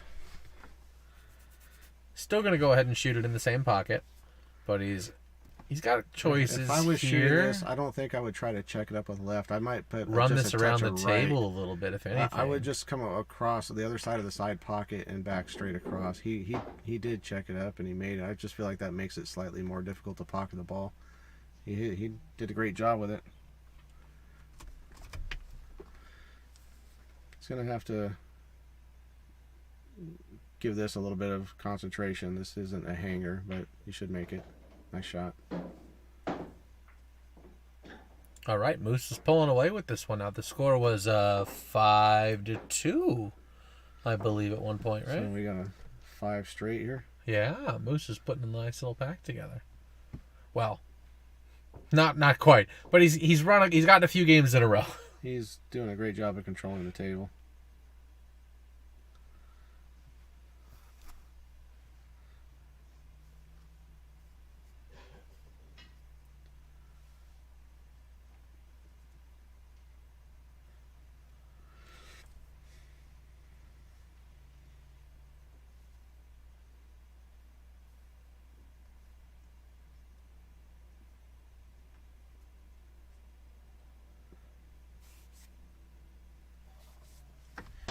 Breaking from the middle.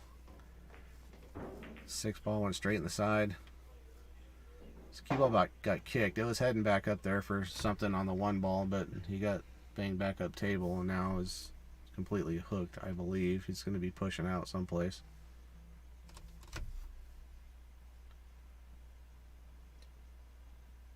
If I'm pushing from here, you know what I might do is just push it to the rail he's next to, that top left rail that we're seeing, and leave a really long shot on the 1. Just enough to see it. Yep, he's done exactly that. This is really difficult to cut either direction, and if you do elect to cut this in the bottom right, it's a pretty big challenge to try and hold that for the 2 ball. So the position here is really, really touchy. There's not a whole lot of safety options. I wonder what his plan was if he got that one back. Because he just kind of left him an open ball to shoot at with tough position. Oh, no. He's going to get rewarded. So if you're joining in and you don't already know, this is being brought to you by the Facebook group called the California Pool Action Vortex. This is a group that was started by Abe Lim back in December and already has coming up on, I want to say, 450 members. If you get a chance, come and join this group. It's a place where, you know, you can announce any pool tournaments or action matches that are coming up in Southern California. If you happen to be from out of state and you want to visit California and you'd like to play an action match, you can contact this California Pool Action Vortex page and set up a match. We'll help you set up a match. We'll help you make sure that you know, the match is relatively fair if we can, you know. And you can announce matches in other states. It's just kind of a place where people kind of meet together and they you know, we discuss a little bit of pool. Abe hosts these matches, these streaming matches, and yeah, we just kind of, It's a pretty friendly environment all for around, sure. you know. We all enjoy pool a lot, and we're kind of trying to foster the game a little bit. So we make this Right. as comfortable and as easy for the players as they can. for sure. Yeah, and we've had, I don't know how many matches there have been on the stream. I mean, you and I have commentated.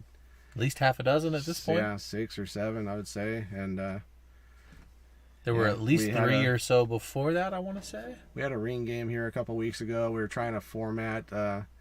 We're still working on improving the format. We've created a better score sheet for the ring game. If anybody tuned in for part of that and was having trouble following the score, it was kind of just, it was put together on a little bit of short notice. And We're getting word we've we- had 15 streams. yeah, he's put on 15 of these matches already. And but anyway, about the ring game, I kind of believe that the the ring game can become a really exciting way to present pool in a different way, rather than having these one-on-one matches.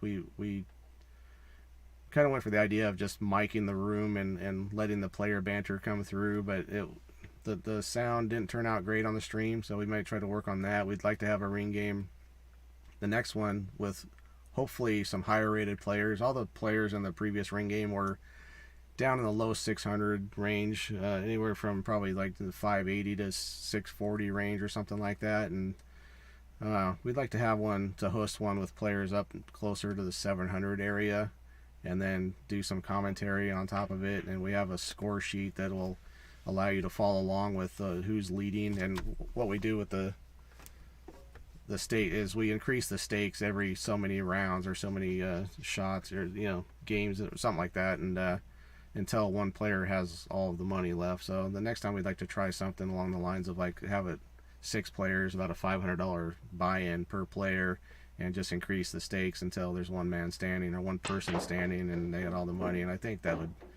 could be really exciting if once we kind of work the bugs out of it.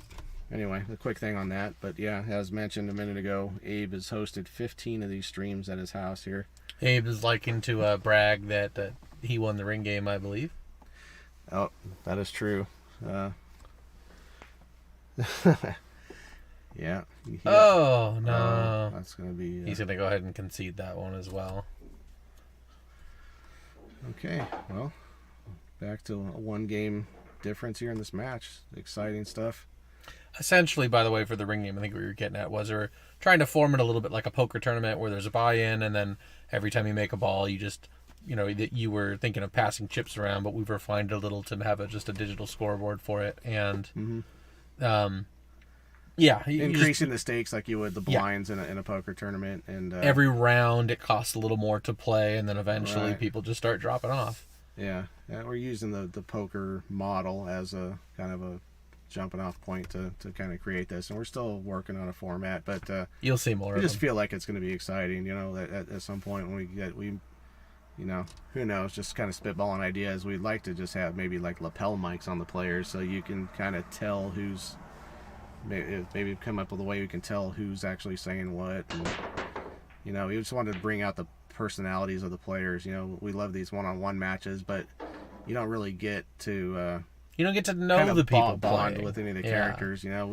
We've recently started a thing where we would send the players a questionnaire a day or two in advance and ask them a few kind of basic questions, such as like what queue you playing with, what's your home room, what's the most you've ever gambled for, do you have any big tournament wins or scalps against really good players, stuff like that. And we've had some mixed results with that. Some people take it seriously, some people joke around with it. So something just to get the players in the limelight. Something we don't see in pool that often right now. I want to just kind of add a little bit of a character development to this deal, so you can kind of get to know them a little bit better and develop your personal favorites, heroes, villains, all that, just to let their personalities come through and let the chips fall where they may, so to speak. And we just think it'd be a fun way to present the game. We're still working on it.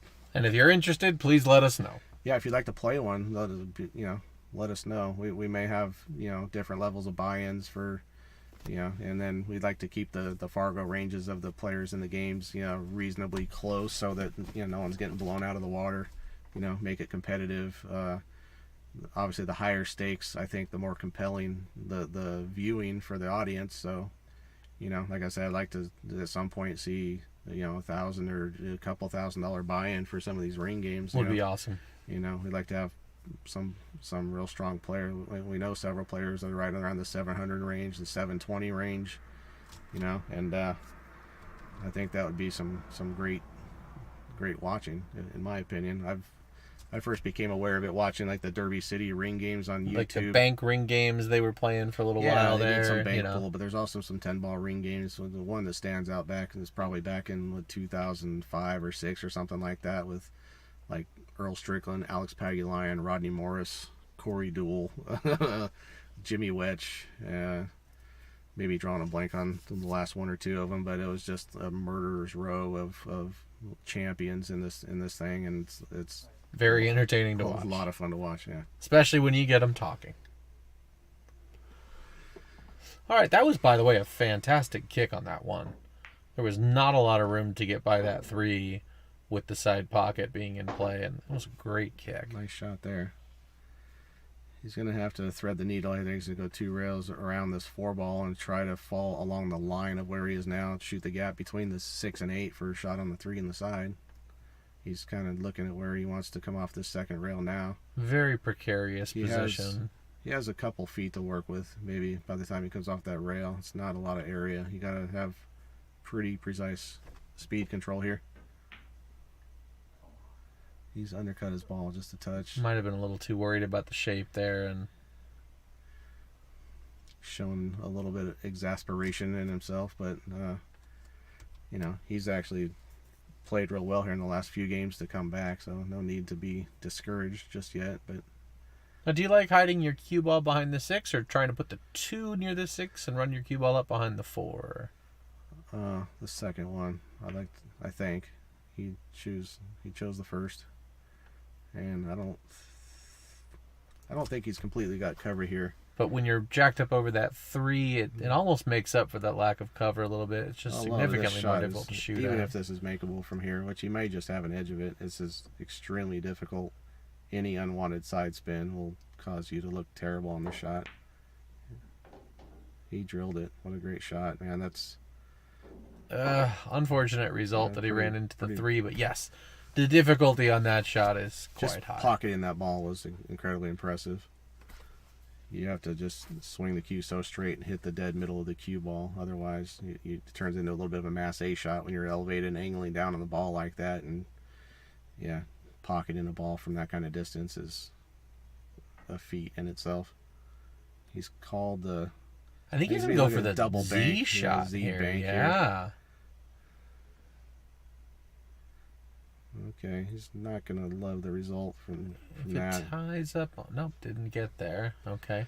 He might, again, only have a slight edge of this 3 to work with, though. It's a little difficult to see how that lays. I feel like he can see the right side of the 3 ball. If he can, I would not be shocked to see... Well, he's looking at it closer, but I wouldn't be surprised if he called the 10 ball in the shot. He's not going to. He went to get behind it instead. What a fantastic shot. I really like that speed. Yeah, great shot. Musa's got a pretty natural 2-railer here. He's just got to watch out for running this 3 into the 7, and so I also mind getting a rail here. Wow. Oh. That's stuck behind all that wow. stuff. The obligatory hand going up there to show that he was really not trying to get that save.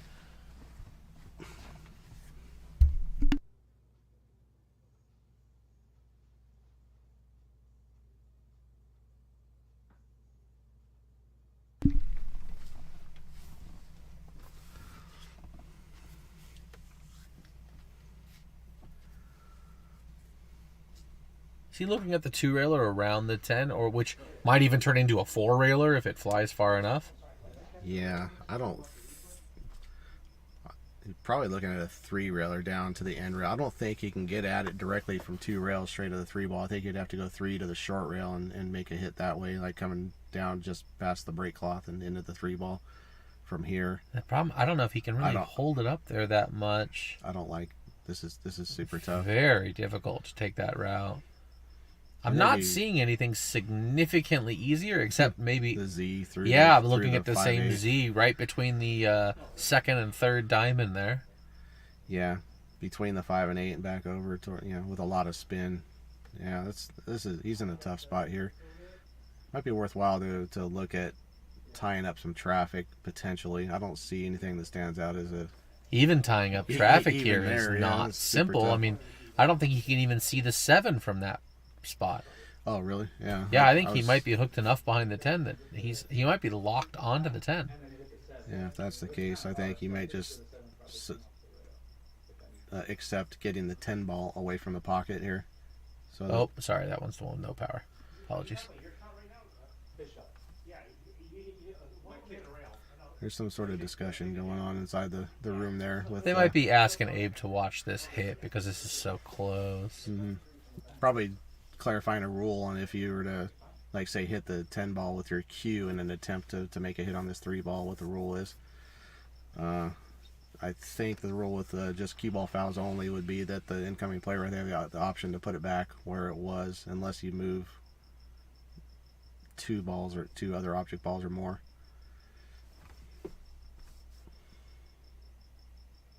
There's the nice clean view of that logo that you were There it is. trying to see earlier. We did confirm it, but happened to notice it again.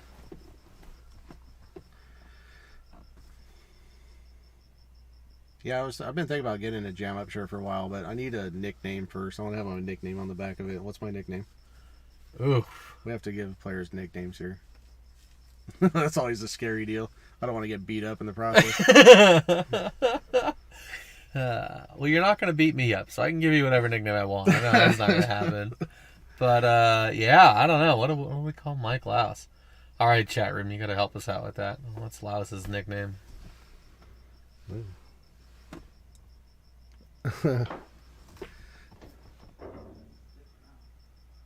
Yeah. Well, that was... Didn't even get close. That was a ridiculously difficult path to take.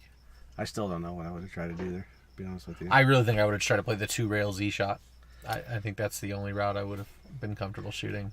I might have, like I said, just accepted getting the 10 away from that potential 7-10 combo or something like, you know what I mean? Let them try to run all the balls instead of 3/4 of them.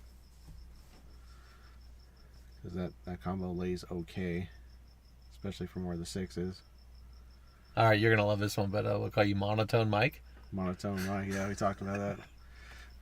I was born without a lot of voice inflection. And you haven't learned a whole lot since then, apparently. Exactly. Nah, you don't have too much of a monotone. You get plenty excited. Nope,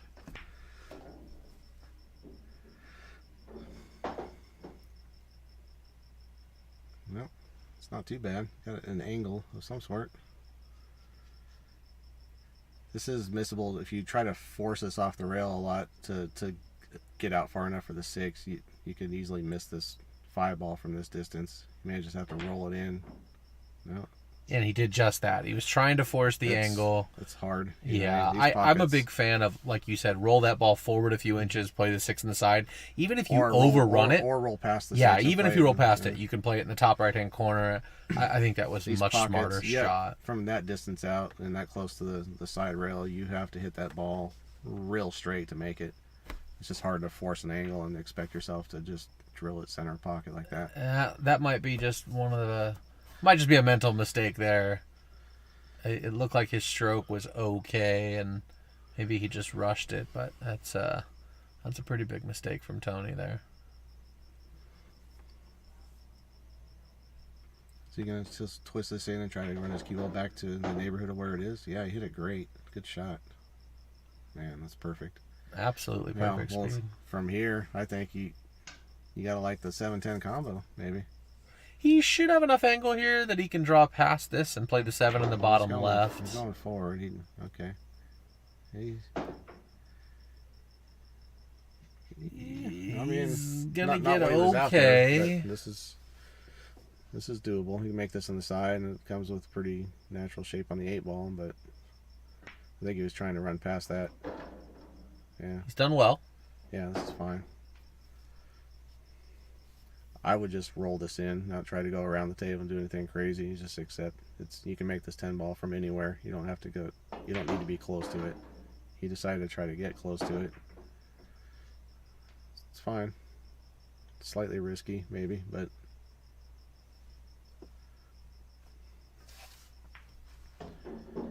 all right. Good shot. Takes a 2-game lead, 8-6. Been breaking good. I think the last time he got kicked and ended up tough on the 1, but he's starting to make those second row balls, and he can turn into a handful here if he starts breaking consistently.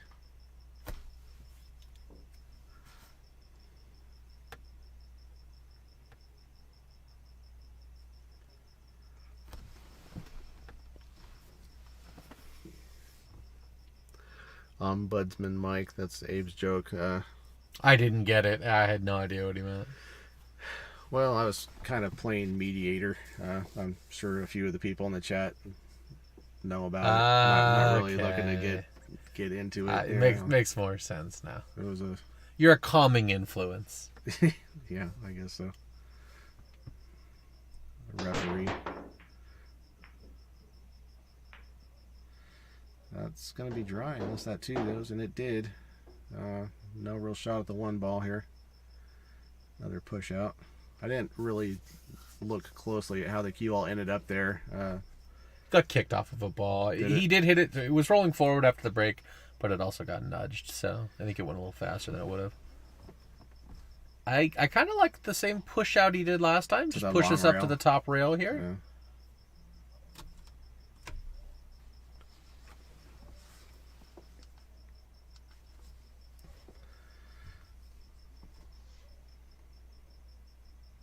No, he's gonna go for it. It might just go past the 9. Can he? Now, excuse me. He's completely hooked behind the 6. What am I saying? It goes past the 9. Can't even see it. And does it go past the 9? Yeah, he played the shot we initially suggested. Okay. Got a couple options here. He could bank this straight up, straight into the rail, back up, and maybe kind of towards the 6 ball, trying to get his cue ball, behind the 3, 5, and 8 somehow. Or he could bank his cue ball off the short rail towards the 3 and try to get the 9 in play somehow or something like that. He's got some options here. Yeah, I was thinking he would hit the top side of the 1 and try and get his cue ball behind the 9, actually. That's what I'm saying. Yeah. Play running the cue ball or the 1 ball over towards the 3. Correct. Yep, that's what I saw first.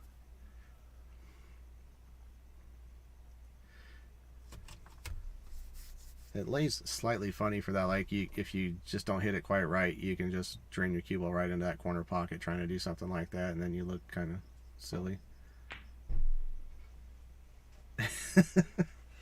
Or it just barely misses that corner pocket and you look also silly, but it doesn't scratch.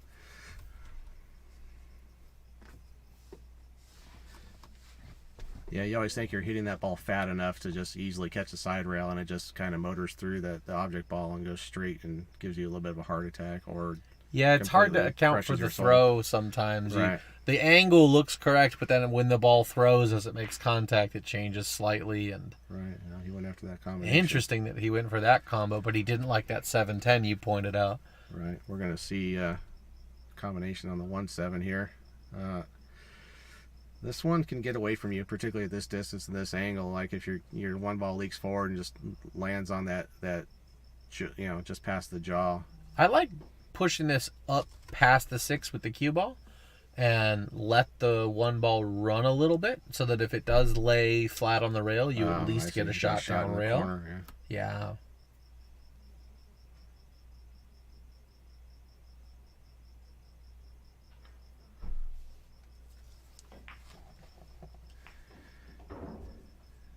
And that's exactly what you expected to happen. Nightmare. I think this is still makeable. He might just be able to get it thin enough. And if he can, well, if he can get by the 10 to hit it thin enough, he's looking at it like it's a little bit of a problem. You might be able to kind of just force this and hope for like a double kiss off the point and into the pocket, and then something like that. If you can't just cut it directly, if you can cut it super thin, you might be able to run your cue ball between the 5-9 and back between the 5-3, just like this.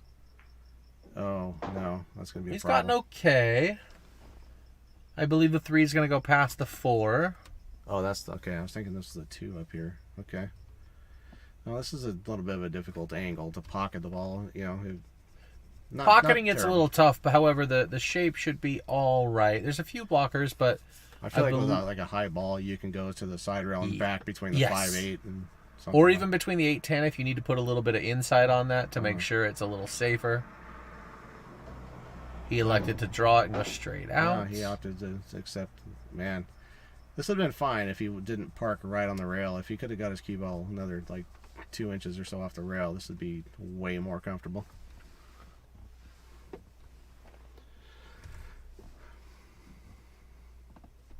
We got a decent number of viewers. Nobody wants to talk to us. What's going on? I did leave it on live chat this time. Well, that's an upgrade. Yep. There's been at least once or twice I just didn't have the chat on live and we were wondering why everyone was so quiet. It was very entertaining for us. Okay, well, Tony's decided he wants to test his long potting skills from 3 miles out and to see if he can continue to make balls from the place where I would need binoculars to even see the object ball. We really didn't have a ton of choices with that 4, though, considering... Yeah, he's a tough spot.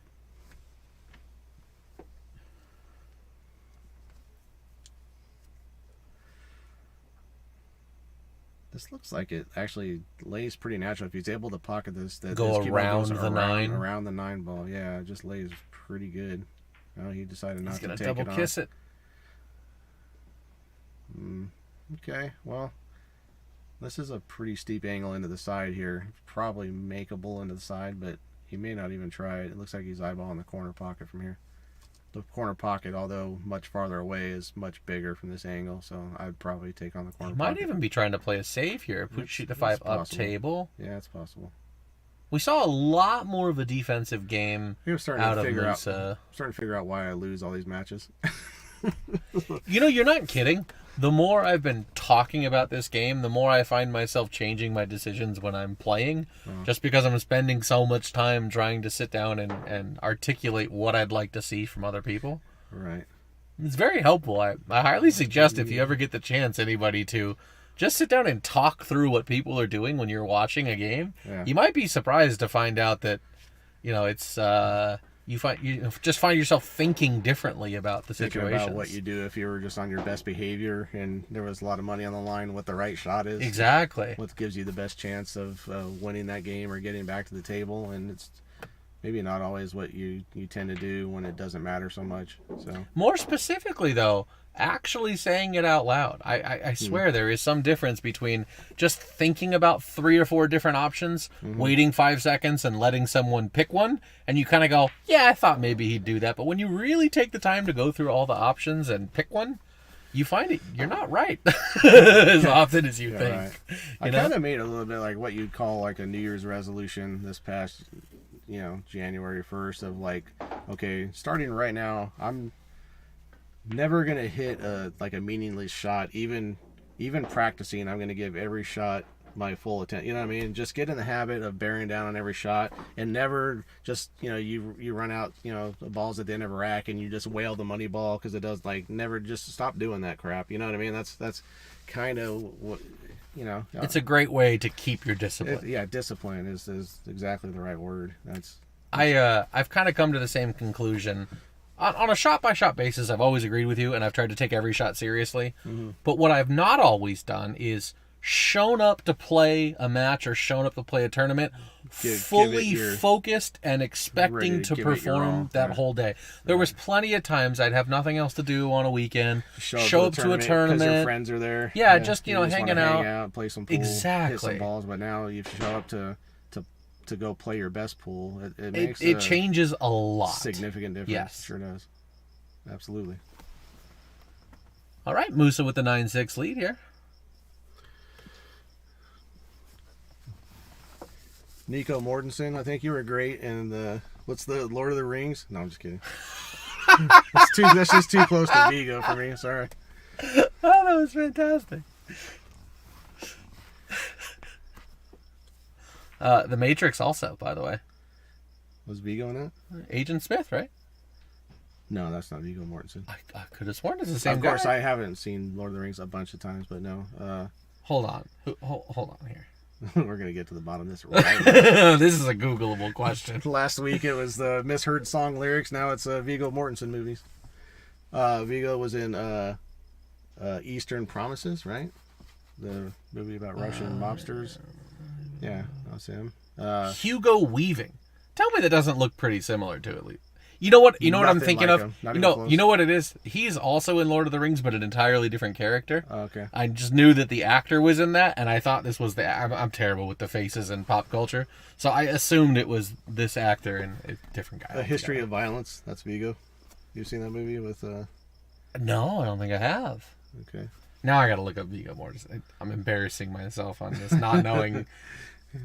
You do not want to get into a movie character slash 6 degrees of movie separation with me. Oh, that guy. Yeah.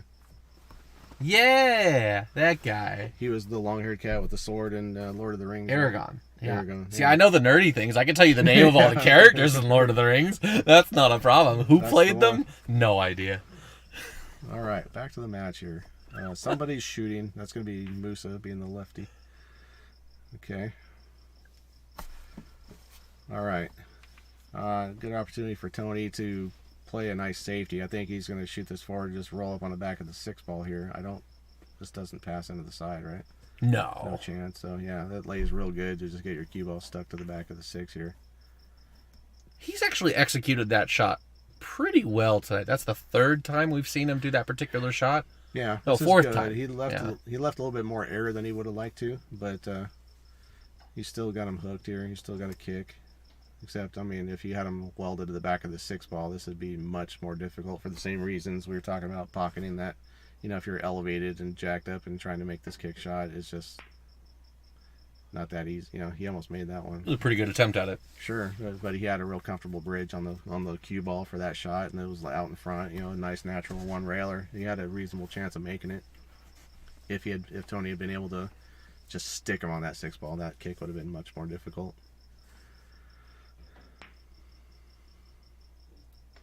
He's going to go ahead and try it again. One more now. time. And this is Not as great.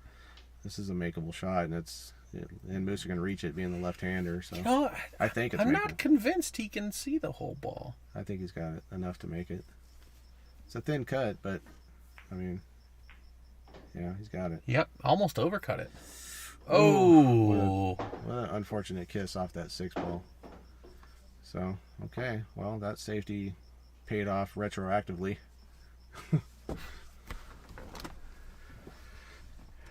What do we got here? I mean, you might just play a stop shot on this into the pocket. And yeah, maybe not. But it wouldn't be the worst shot ever.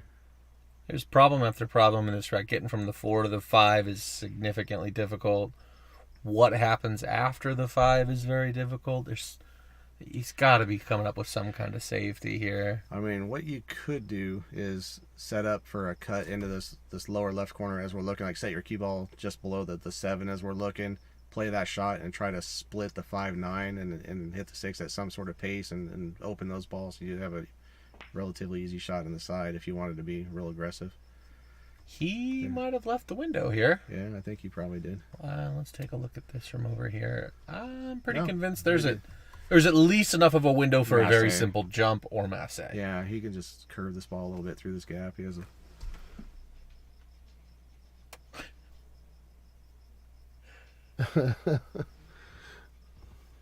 Wouldn't that be cool to find some way to do automated stats for these matches like that?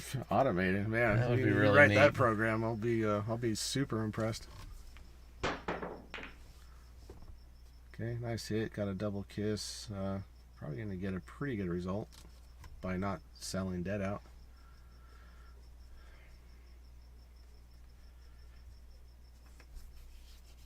Still don't see. I mean, I'd like to find a safety here in a way you could maybe nudge out that 5 ball somehow, but this isn't the shot without risking selling out.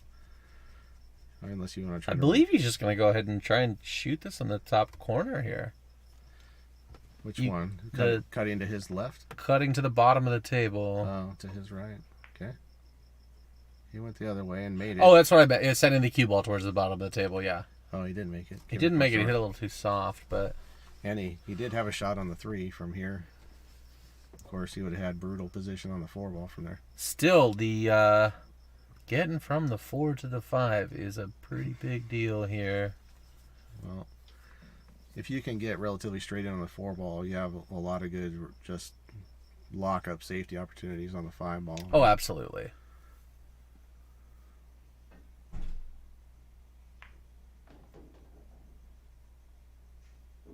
If he can nudge that 5 now, that's really strong.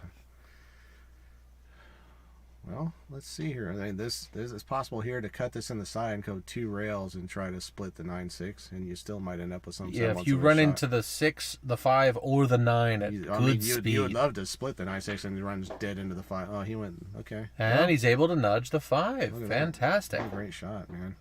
Now he can. The whole rack is opening up a little bit now because if he can go 2 rails to get back for the 5, like he's pointing at right there, then you should be able to play the 5 in the same pocket, draw back, and get some sort of shape on the 6. He's also looking at his option for this way. This is not as good. If you can get pretty straight on this, does the 6 pass the 7 into this side? Looks like it might. It might. If it doesn't, it definitely plays in the bottom right-hand corner pocket. Yeah. Okay, so he went with that option. He's going to graze the 10 here. The problem is this 10 might tie up come into play. Yeah. We'll see. Maybe our angle's skewed, but I feel like he's going to rub this 10 and put the 10 close to the 9 ball here. Okay. And he's now made the 6 even a little bit more difficult to make in the side. If it did go past the 7, it might not now. And the safety gets a little more difficult too. Got himself in a little bit of a tough spot. Yeah, right? well, it might still go on the side. What do you do for shape here? You got to like blast through the 9 ball somehow. If it does go in the side, I believe he can just clip the 9, play the 7 in the top right-hand corner pocket. Okay. Hopefully the 9 doesn't drift in front of it. I don't think it goes in the side. It looks like he's adjusting to try and play it safe. Good shot. Yeah, I like that choice much better. He's left the edge here, but you gotta try not to scratch on this shot. I mean, there is a potential scratch here if you hit it real thin. If you hit it thicker than that, it's hard to get safe. It's interesting. It's not an easy position here.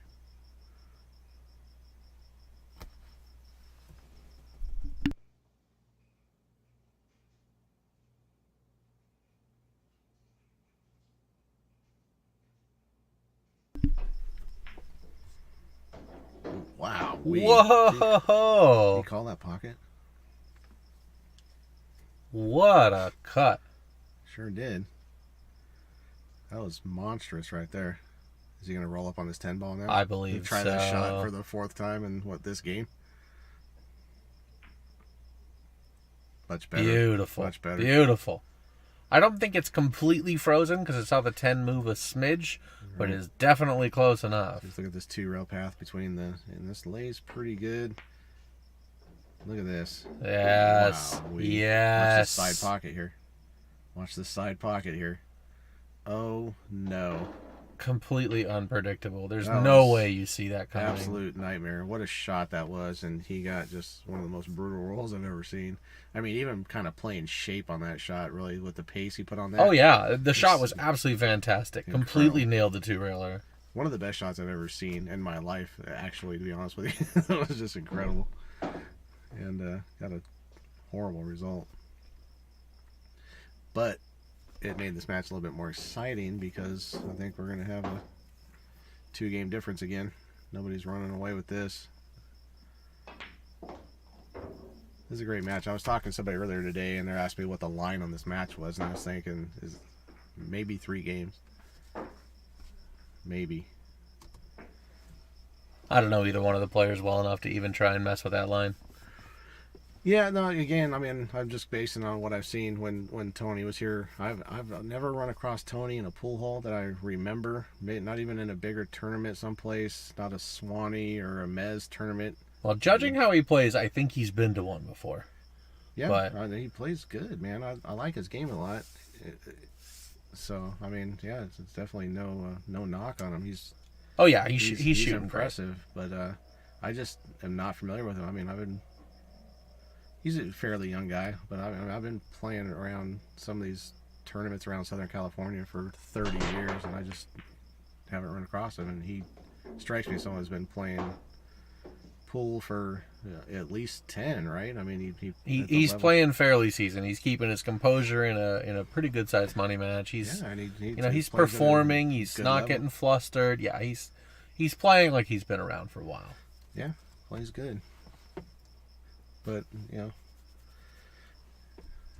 Yeah, but I am not that familiar with him. So, but just based on like I said, what I saw with him playing against Mike Sosa a few weeks back, I liked it, and he looked tough and comfortable against Sosa. Even on the stream, I hadn't seen him play a stream match, and just as I start singing his praises again, he misses the ball in hand, which is doable when you're trying to, that's again not a knock because I don't think it was ball in hand, but it was after the break. Scratched on the break, right? Wasn't there a scratch on the break? No, he made the 10 on the break and then that's right. spotted the 10 up and shot the one. My bad. I mean, it was a good angle. Don't get me wrong. Yeah, but he had to move his cue ball a long way and get pretty precise, and he did a good job with it. So easy enough to do that. This is a testy shot with tough position.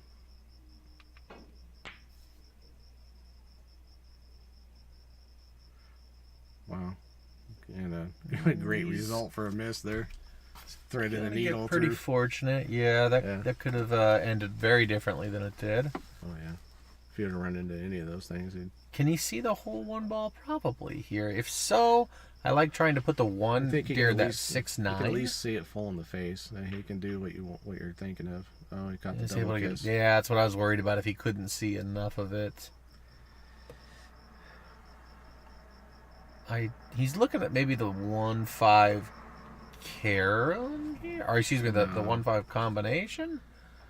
I don't think it goes anywhere. He's calling the 1 here. Is he cut in it, or he's calling it like off the 5? Yeah, off the 5 possibly. Drawing his cue ball up table a little bit. I think he hit that a little harder than he was expecting. Yeah, that call was like a just in case. That was a pure safety shot, by the way. He was just calling it in case he accidentally made it off the 5 some miraculous way. Here's that elevated shot again.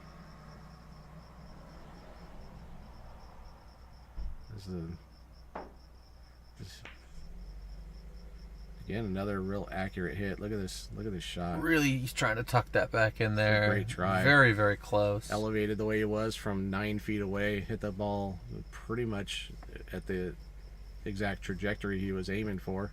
Trying to 2-rail that 1 back up to the middle and get his cue ball behind that stack, and he came awfully close. Well, that's made the 5 a little bit less of an issue. That nudge was actually significant when it comes time. But this 110 looks like it might be something worth going for. We're going to see a billiard on the 4 to the 5, I think, when the time comes. You can easily nudge the 4 down towards this lower right corner and then make the 5 with a cue ball, and you'll have a shot automatically. Yes. And that shot was not available before that slight nudge. Right. Well, if you make the 1, you've got the 2-7. But this one's a bit of a tester also. Yeah.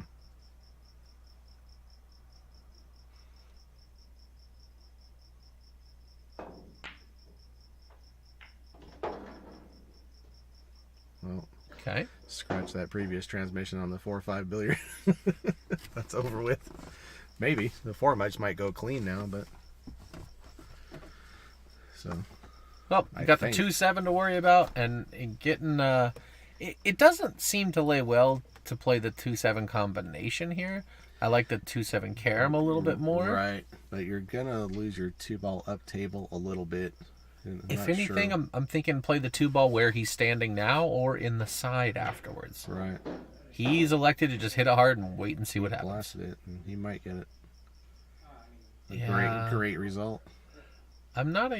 It worked out for him. I'm not a huge fan of just running that as hard as you can when there's a way you can control it. Right, I really think he could have played that with the proper speed and attempted to he might have felt that he needed for it. He needed the pace so that the cue ball didn't run through the 2-ball, because he needed to kind of stun it over to make a little bit of a cut on the 7. He may have felt like he needed to keep the pace on that for that to happen instead of the cue ball following through the 2 a little bit. And okay, I could see that. Not making the 7. This combination lies pretty good.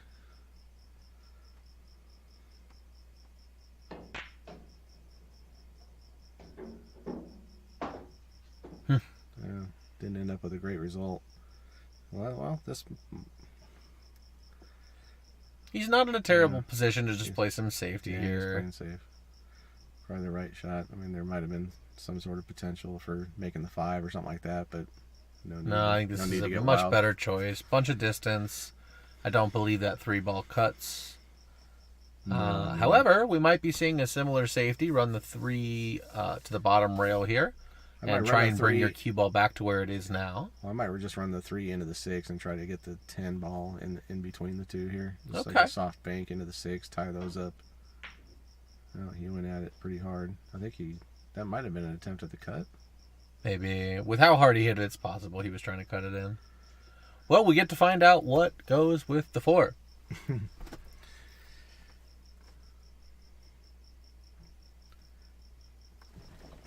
And it's probably, I mean, the way he's looking. I think the 4 might just go clean into the side. Yeah, I have a feeling he might have to just lag this 3 ball in, and he'll end up out in front of this side pocket on the top and have to.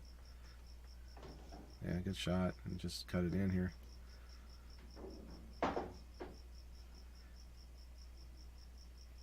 He kind of wants to make sure he doesn't nudge the 5 ball with the 4 on the shot.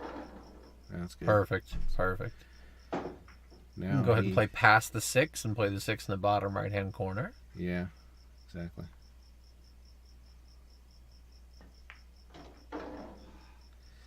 That's not what you want. Yeah, you can see the grin on his face. He knew it. It was a little bit of an awkward shot. I don't like that shot where you have to hold your ball with like a little stun, but real soft, so you don't run past your shape by too far. That was a delicate. It definitely requires a very specific stroke. Touch, yeah. Yes. A lot of touch. You have to keep the backspin on the ball for long enough to get there, but not let your ball run several feet after you make contact. It was just kind of awkward. Played good safety here. I mean, this is going to be a 1-rail kick shot, and you need some luck here.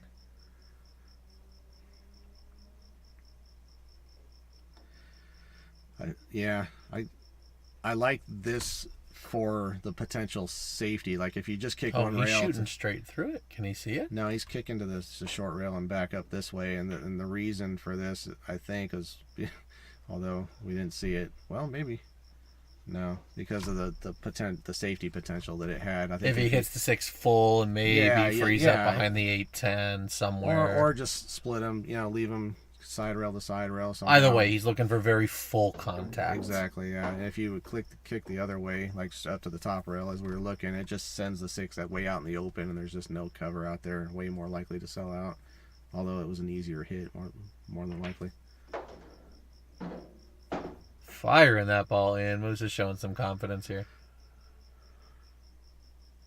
All right, Musa's 2/3 of the way home.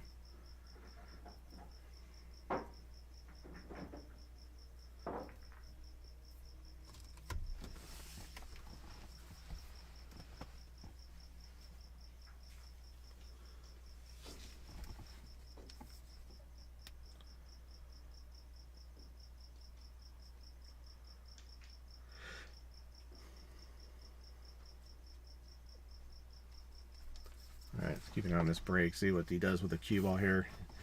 Expecting that he would be looking to hit the cue ball slightly lower than he has in the last couple of breaks to try to keep the cue ball up where, in the area where it is now, the head of the table. He wants to pop this real dead square, and just the cue ball's been leaking back up here towards this lower right, so he wants to play position for it, basically, is the idea. And he's got a shot.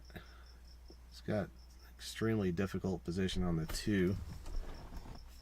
So maybe the 2 doesn't pass the 9. Yeah, probably not. Doesn't look like it. Let's see if we can get a slightly different view at it. Nah, it doesn't help, does it? No. Even if it did pass the 9, I mean, how do you get on it? You're shooting from this angle. I mean, the only thing I see here is if you can load up with some draw on this and come back between the 7-6. The cue ball's a ½ inch off the. Wow, what a stroke. Well, we're going to find out real quick if it passes the 9. Yeah, maybe it does. But like you said, even if it does, you really need to clip the right-hand side of the 6 ball in order to come back out past the 5. And that's a bit of a tall order. Yeah, unless you want to elevate and try to like spear this in and lose Yeah, some with draw. it so close to the 9, you really He's- don't want to be elevating He's here. digging down a little bit. At least If he clips the 6 full, he can clear the 8-5 gap, and if not, he's elevating. So let's see what he does. this will be a tough one. Okay. Well, I don't think he called that. Looks like maybe he was maybe just he trying to did. create distance. Either Did that he or- really? No. Oh no, way. that's Tony. Okay, I thought he. Okay. Well, Tony has the option of putting him back in here, and I mean, I don't think he's going to take it, but I don't like much here. I mean, you have to play it safe. Are we seeing Musa coming back to the table here? Yes, we are. Now, I Interesting kind of choice. like the safe.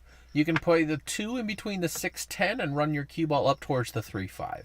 Right, but you're not guaranteed to get behind anything. I think You're not, that's why no. he's just daring Musa to. He just Daring him to shoot it, I think, feels like at this he's point. an underdog to leave him worse than this is now. So I don't hate the decision. I might have looked for another couple seconds first. He did exactly what you're describing, and you think he's going to get rewarded for that one? I think this makeable. I think this looks like a shot, but I mean, now you got to. You're not necessarily any better off trying to get on the 3 ball here, though, than the previous shot. No, you're better off. This, with a nice big stroke, you could draw this. You can draw back and run into the 8 ball here and end up with something. He's going. If anything, forward. I like him going forward. Well, Yeah, the draw here is phenomenally difficult. Nah, you gotta get yourself a stroke, but I'm just kidding. That was a good, very nice shot, and he may have a window here through this 5-8. If not, the 1 rail kick is not too difficult. Again, position is. I think he's gonna have to load this up with some right and go all the way up at this other end into this corner and back out towards the middle of the table. Yeah, I don't think he's got enough to make it. We'll find out. It looks like he's got like a perfect window through these balls here. No, he didn't. He didn't go for it. So That 10's going to come into play, maybe. Nope, not quite enough. Well, though, a lot of distance is not bad here. This is a kick and stick right here. You come in with a bunch of right English behind this ball and just send it. Call the side pocket on the upper side of the table as we're looking, and the 6 and 10 play huge here. But he just went for simple safety. Okay, Tony's going to call this bank shot cross corner, I believe. I mean, I don't see why not. This has a lot of two-way potential. 5's got a lot of pockets. Yeah, I don't see anything wrong with that. Jose Amaya is in the chat. How you doing, bud? Jose Amaya gave me a serious beating on a bar table last time we played. I just completely failed to show up for that match, and he showed up strong. He plays good. Uh-oh, that was a little too hard. So once again, Musa has the option. I don't think he's going to elect to take it, but, it is there. No, definitely not.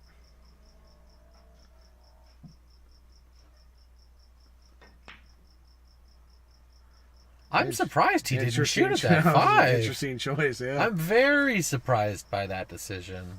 Yeah, I'm a little bit surprised myself. Maybe he just feels like, he can keep putting the screws on Tony, and he's got a comfortable lead now. And What better way to put the screws on somebody than to run out? I mean, it's a good point. Get another game on the board, and that's the ultimate screws right there. Maybe he just wasn't comfortable with the shot. It's very Surprised. possible. I was just about to say though, and as a left-hander, it's comfortable to reach. You know what I mean? Like, I'm as surprised by it as you wasn't are. an easy shot, but man, being a lefty, that laid pretty good, and kind of natural position to the 6 too. Like yeah, I couldn't believe it when he played the safe. I was very surprised. Me too. He's gonna get rewarded for it though. This 5, I believe, passes the 10. We definitely have an angle to take a look at this if he gets out of the way. Yeah, I think it goes. It's a close hit. I would be keeping an eye on.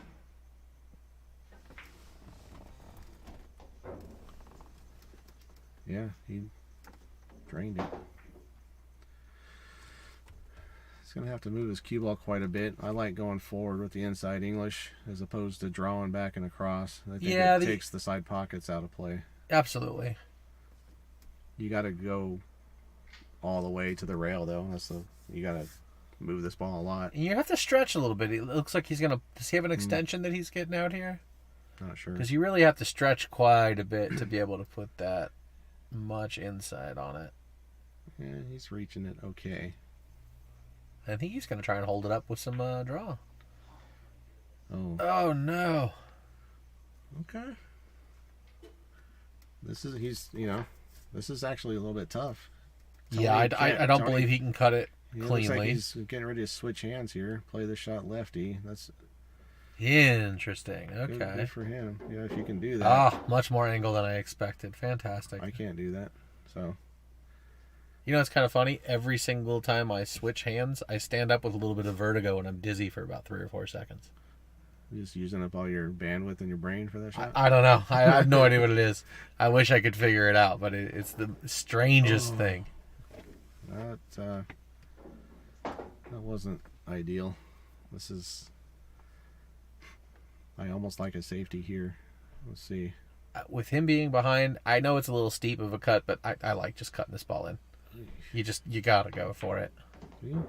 Absolutely. I think it's a fantastic shot right there. Yeah, it's the angle laid really well. I like just firing at that.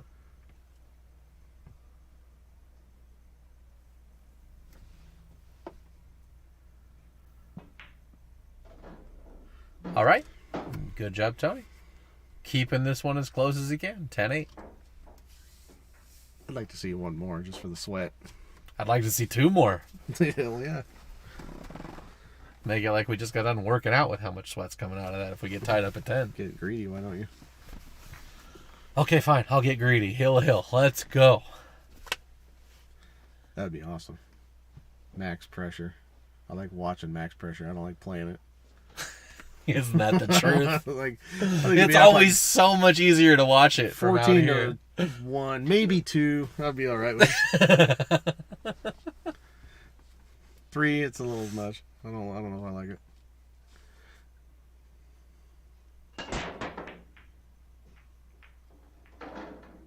Nice break. A little bit of love to get that 8 in the side there. Yeah. He's going to have a real tester on the 1. He's going to have to load up with some inside I English. see the 3 going in that top side pocket. Very possible. Very possible. I think he's going to end up about where he is right now. He's going to load this up with inside, hit before the side pocket, go to the end rail, and right back to somewhere in the neighborhood of where he is right now. Yeah, that sounds pretty feasible. I mean, he'd love to be dead straight, but...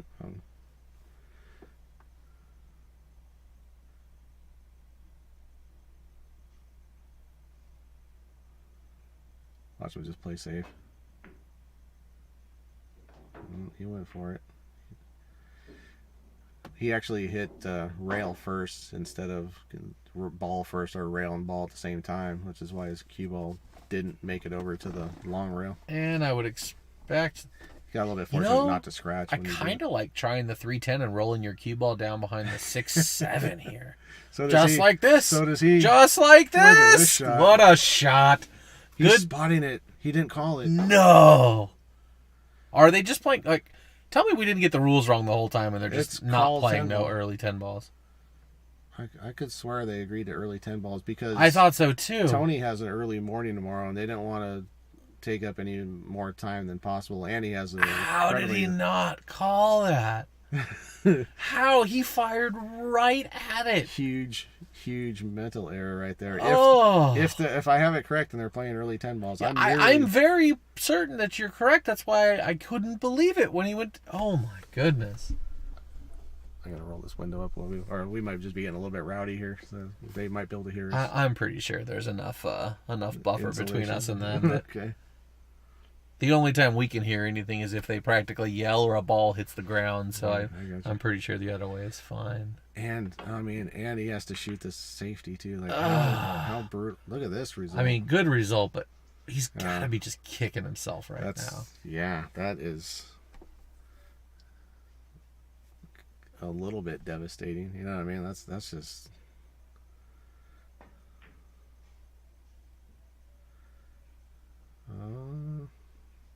Big window.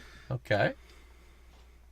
Okay, let's see if I'd like to see Tony just bear down, get back to the form he's had earlier on with the dead still head, no head movement, and bear down, and just all you gotta do is pocket this ball. You got like one hard shot here, and if you can get on this 4-ball, the rest of it is fairly smooth sailing.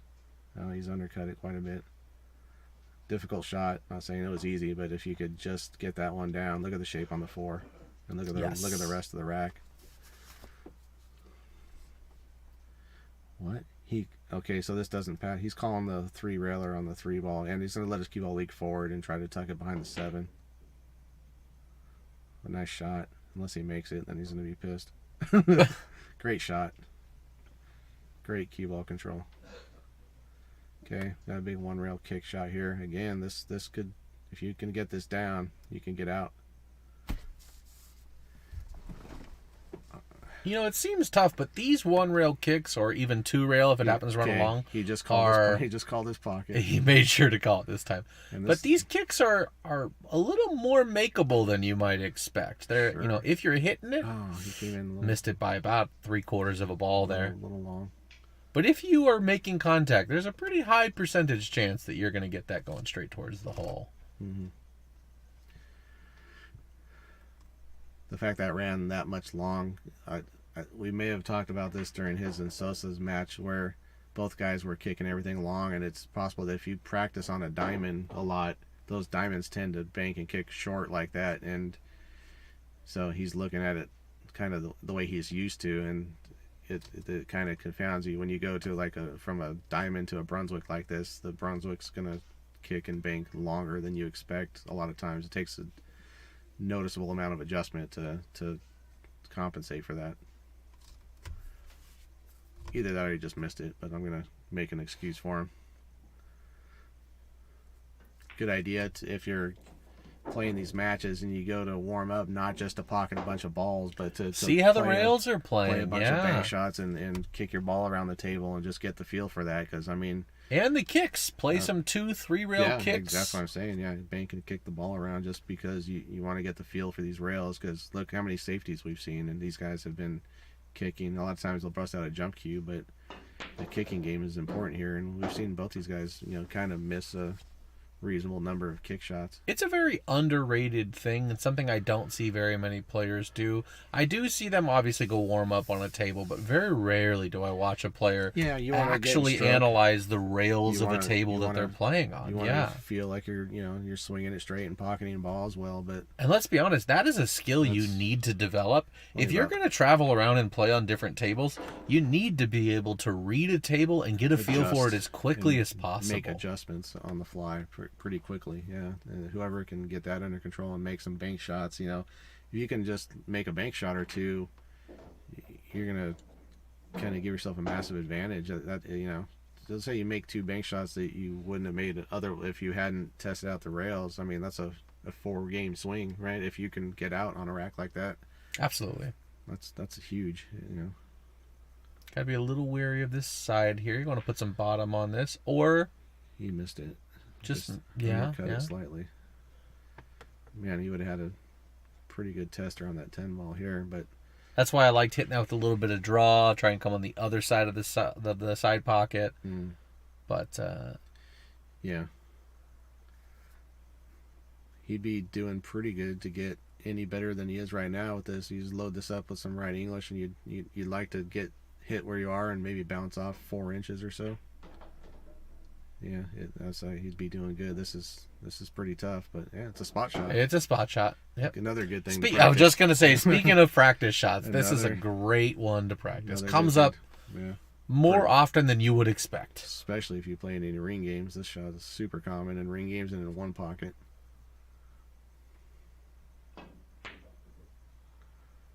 Yeah. It's a tough shot, but.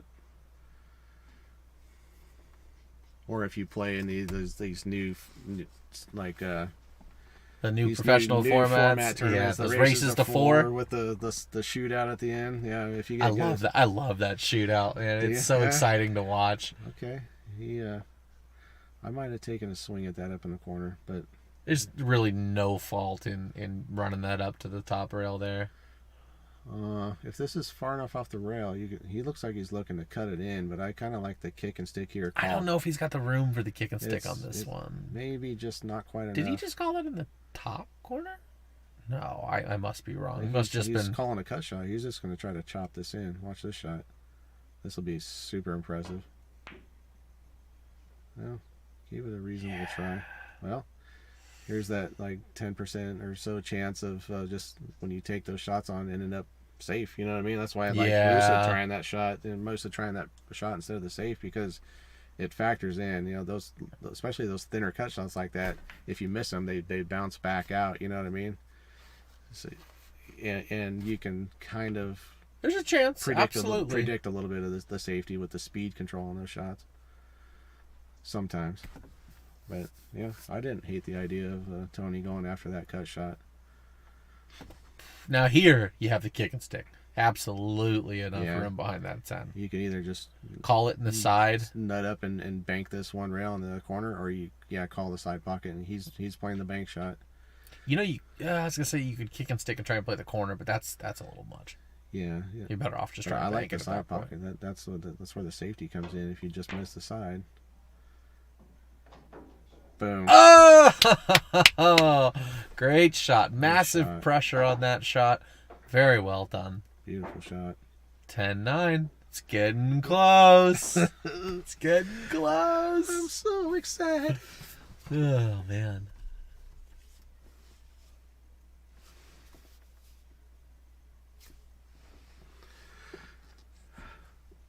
It's just exciting when these guys you take a chance. You know what I mean? Yes. I like. You know, Yes. it's.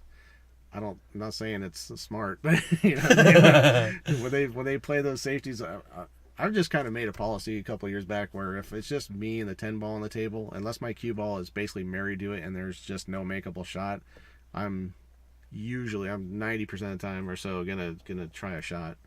I'm coming from the other end of that. That's how I started. Yeah. And I've been bitten by it so many times that I'm thinking, all right, when should I be playing safe when there's only one ball left? It's nothing more heartbreaking when you play a good safety and your guy just walks up and banks it home like that, like what just happened here. It's true. You're like, I It's should have true. just taken the shot myself. You know what I mean? It's true. Especially when you got some sort of percentage of chance that you're going to end up safe if you miss your shot. No risk, no reward. Yeah, exactly. What's the Survivor song? Had the guts, got the glory. You know, Eye of the Tiger. I have heard that one. Oh, you know that. Yeah. We gotta think there's got to be some misheard lyrics in that song. There must be, right? We were having a discussion the last stream about anyone that has been singing a song incorrectly, and the longer the better. And if you have, Let us what know. were you saying? Yeah, what song and what were What was song? the lyric? Yeah, and what was the lyric? Leland Baxter, yes, I agree with that. That is a big confidence booster. And okay. Yeah, and I like tackling this shot up into the corner. Lays Yes. a pretty natural position here. You should be able to play the 5 in the side immediately afterwards. It's great shape. Oh, excuse me. The 6 is sitting up there in that corner. I didn't even see it sitting in the pocket.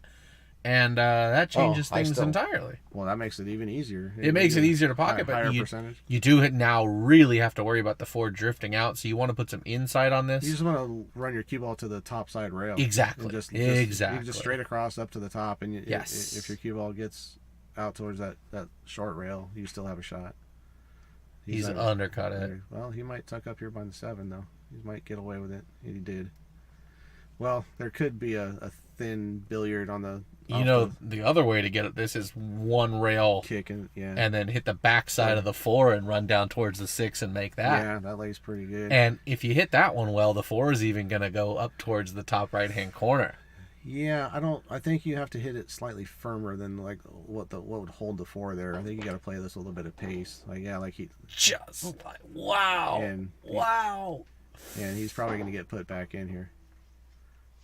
Yeah, Tony just said, "Go ahead." I don't blame him. I do not blame him. I don't blame him at He all. might be fully hooked here. I don't know if he can see I'm the pretty edge. sure he was going for my shot, He too, was trying definitely- to he trying was to make definitely that going for that 6. 6 ball.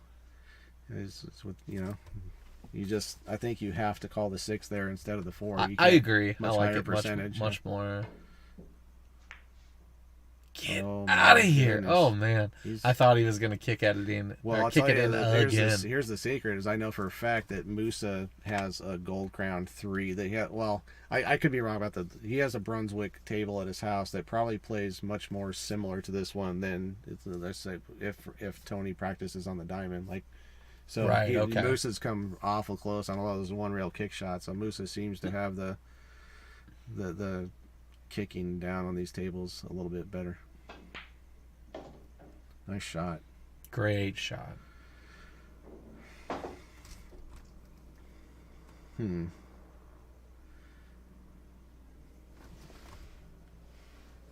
Six looks like it's buried, but nothing too challenging here. We got a Janini family member confirming my suspicion there. I know I have watched him on the Playing the Ghost. I don't know the model of the table. Is it a Gold Crown 3? Do you know? And sorry if is it either Tanya or Tania Janini? I believe that's going to be Musa's wife. Thanks for joining in, by the way. Appreciate you tuning in, watching. Oh no. Ooh.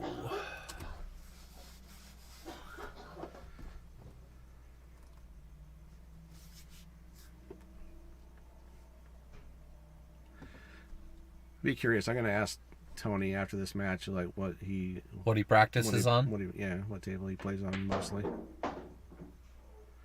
Whoa, Heads up there. he went after that one pretty firm.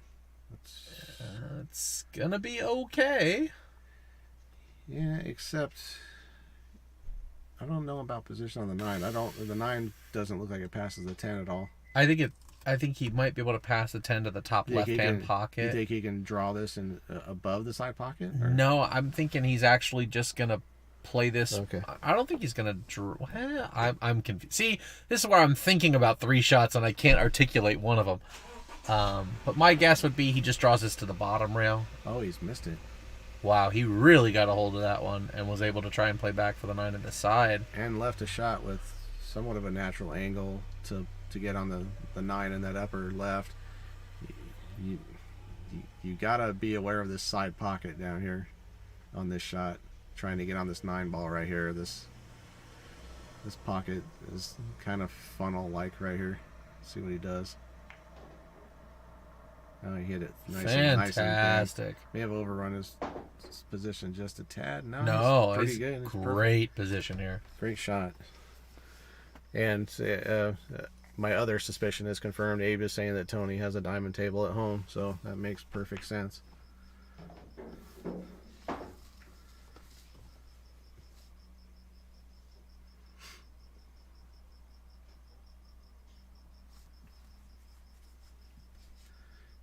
You know you've been around pool too long, but if you can tell what kind of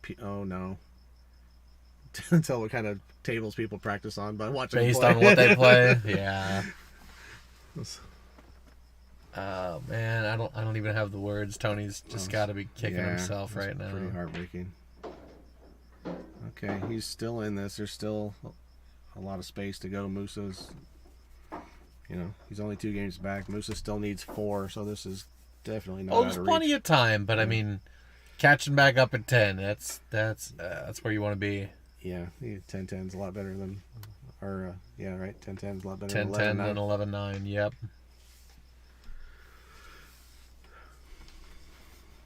It's merely a flesh wound. Just get back on. Yeah, I know that reference too. I'm Tell on me. it tonight. Tell me. Monty Python reference Yeah. there. Okay. That's how bad my references are. You didn't even believe me that I knew it. You're just a little young. That's a great comedy. I mean, the whole series Classic. of them, they're all really great. I'm not even sure I could actually name it. I'm going to say The Meaning of Life, but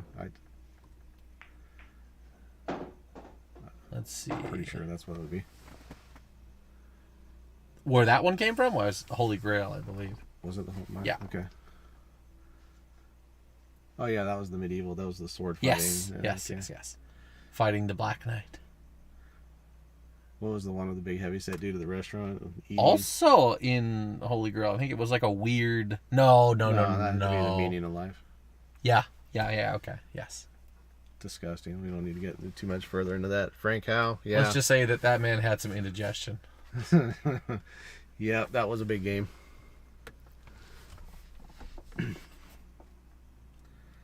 Okay.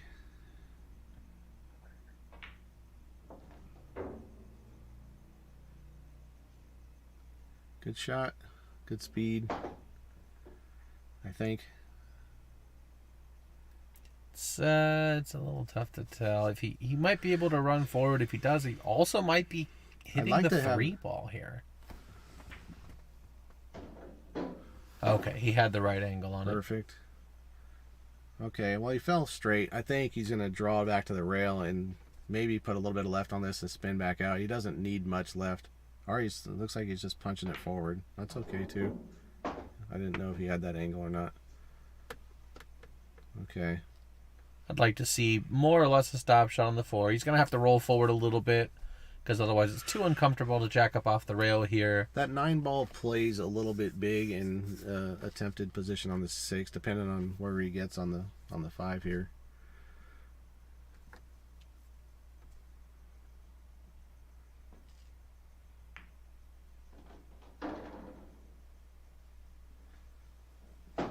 That's very straight. I'm looking at just a straight, just draw back, hopefully right about where he is now, maybe even a foot shy of that, but you really just want to straight stroke this and put some pure draw in it. Now he's going high. See, he changed his English without backing up the shot. Exactly. We talk about that kind of a lot. He did pretty It well. didn't hurt him, but anytime you're changing your English once you're down, it's worth standing back up, resetting, refixing your composure, your stance, the whole 9.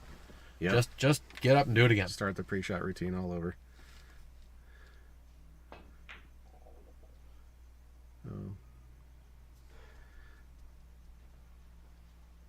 That's how, like, when it rains, it pours. When things stop going your way a little bit, like if you miss, it seems like you just leave your opponent a hanger. Yeah, that's all right. I'm not gonna. He hasn't made too many errors here, but They've both been playing pretty well. Yeah, Oh, yeah, absolutely.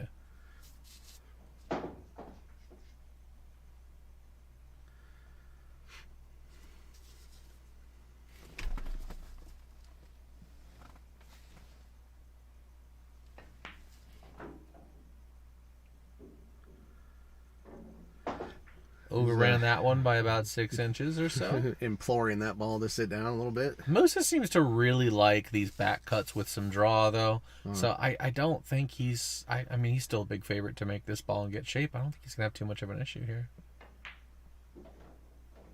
Yeah. Perfect position. I've seen him put enough draw on those that he's coming back further than I was expecting by a good margin. So that must be a shot he plays fairly regularly and is really comfortable with. Okay. Gets himself 3 away from victory.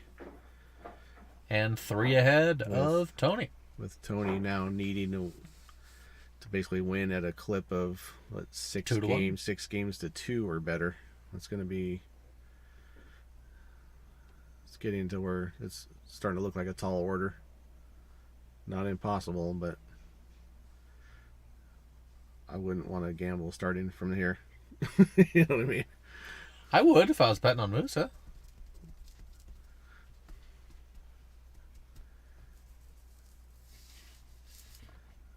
Yeah, I'd love to see a charge, get back to even or something crazy. Oh, I want them all to go Not hill out of the all the question. time.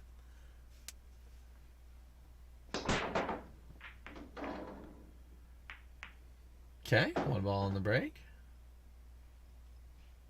And he's going to have a shot on the 1 as well.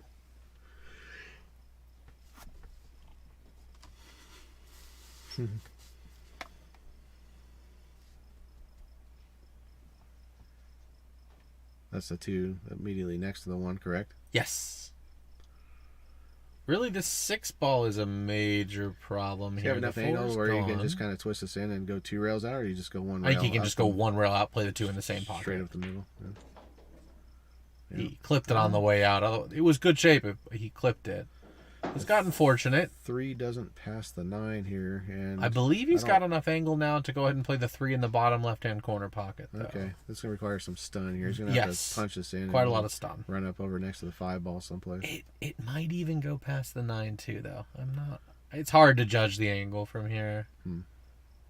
But we'll wait and see how he shoots it. Could also play the 2 in the side. Look at that stroke. Okay, good shot. So it Yeah. doesn't pass the A 9. nice big draw stroke on that, and still ended up pretty tough here. I think we're going to see a safety here. I wouldn't mind seeing him kind of bank this, maybe 2 rails towards the middle of the end rail, around the 7-8 and maybe even around the 10 ball, and get his cue ball to the side rail and just nudge that 6 out a touch with the cue ball and lock it behind it. Something like that. You know what I mean? That'd be Yes. Ideally. You'd like to open up that 6 just a hair and have your guy hooked. That would be. What I'm really liking here is hit the 3 into the 9 and try and play safe behind the 8-7 with the cue ball.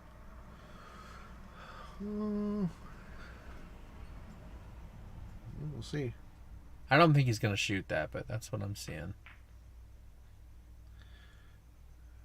He just opted to try and shoot at it. Okay. Probably not thrilled with that result. That was kind of worst case scenario. Just missing that ball, hanging it up, opening up the 6. It was about as bad as that could have wound up for Musa here. So good opportunity for Tony. I don't know how much clearance he has on the 6 ball. Looks like it's enough to make it, which is It's close, huge. that's for sure. Great start. Even if he has enough to make it, though, getting shape on the 7 is very testy because of how Right. large that 8 ball is. Yeah, because you can't really get around the rails off the 6 ball. 'Cause Yeah. the 9 ball is just going to kind of stop your progress right there. He's looking at it like it's super tough anyway.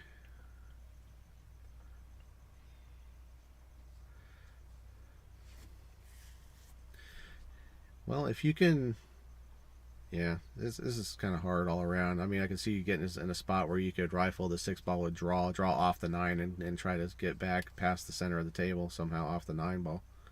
All right, he's gonna. Okay, he's got that angle now.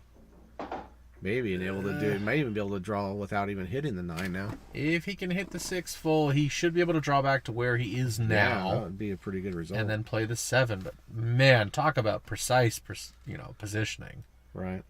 Well, I think he's kind of forced himself to have to try it now.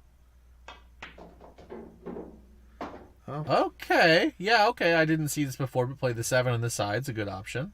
is he going to And cut if it he- here, or is he going to play the He bank, could also just cross-side lock it up with and a- play safe play too. the bank cross-side with a stop shot, so that if you don't make it, he's hooked. But if you make it, you got your straight in on the Yes, 8 just like this. Okay, that's I like good- this good choice shot, a yeah. lot. Sometimes you get running on that offensive train and you don't just stop and think, whoa, is there another good option? I completely missed that stop shot on the 6 to play 7 safe. It just didn't even occur to me. Musa is called the cut down the rail here on the 7 ball.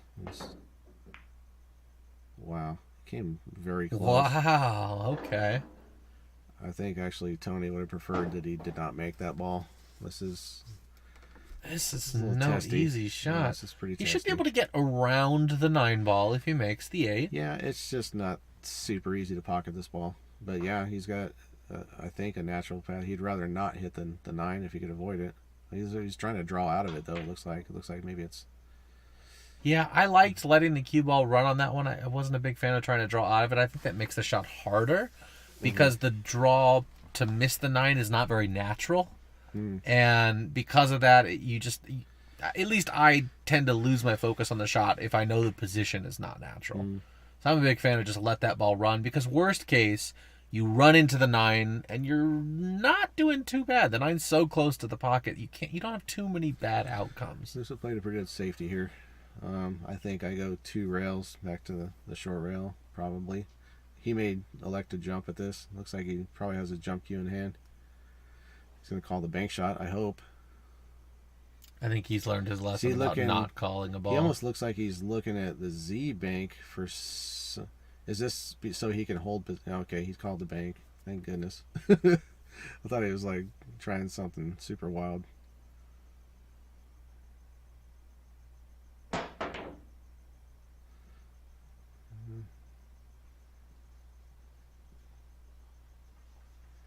Okay. Yeah, he's left a shot, I think. Let's see if we can get a better. idea of Yeah, that it's angle. a little snug, huh? It looks like it might be just all you can do to spin this in, if at all. Might be a pretty good result here.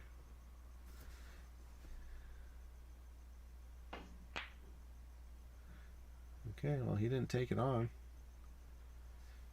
He's going to get really fortunate with that, I think. Yeah, I think Tony's going to be showing up with that jump cue again.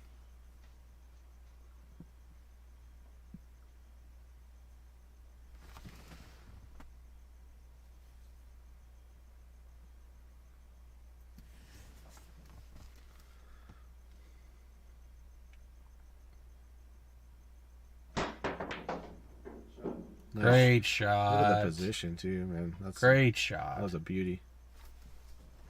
That's a big one. All right, James. That joke never gets old. I think last we heard that Ross and Skip were hill in the one pocket. You got an update? I think I heard that Ross won the 10 ball. What's going on over there?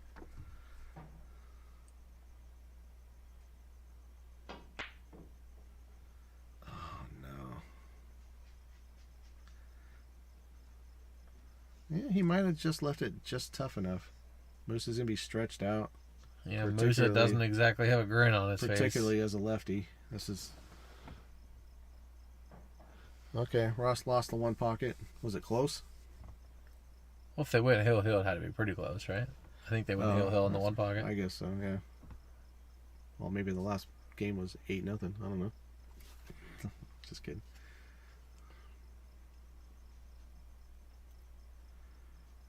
Can't believe they didn't flip a coin and do something again. Still early. You back home, Jim? Damien and Skip are playing even for 300 a game playing one pocket. And are you still there? And is your phone not set up and recording that? And why don't we have a link yet? Right.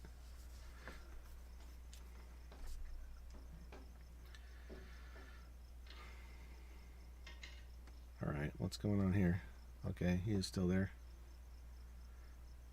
So he's thinning this on his left side of this and playing safe.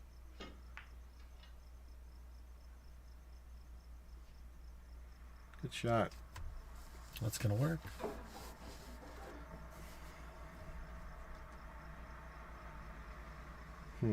Tony gonna take another shot at this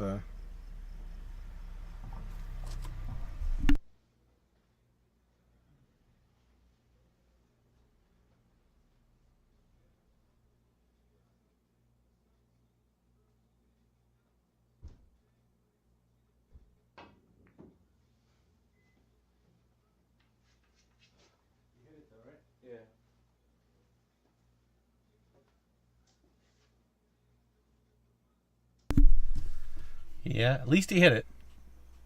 I mean, I guess.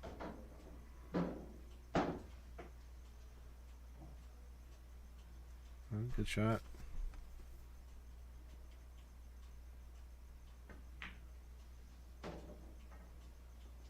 Okay.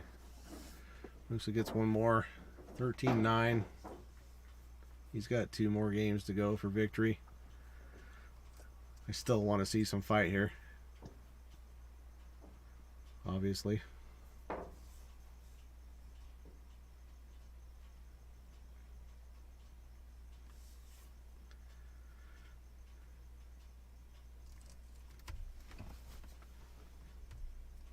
If Tony could just get the next 2, you know what I mean? Musa might start feeling some pressure. Gotta put the feel games in on him. Yeah. Pretty comfortable at the moment with the score line. I mean, he's definitely got himself in a position to be a big favorite to win from here, but we've seen crazier things happen.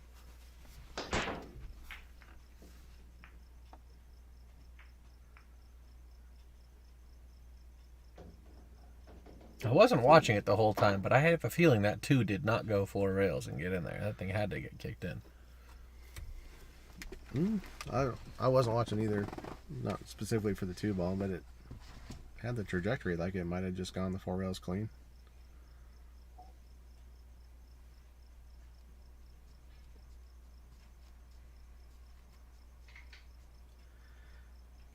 Jim, are you involved in that financially? Or emotionally or anything? Well, he doesn't have any emotions. Well, that's not true.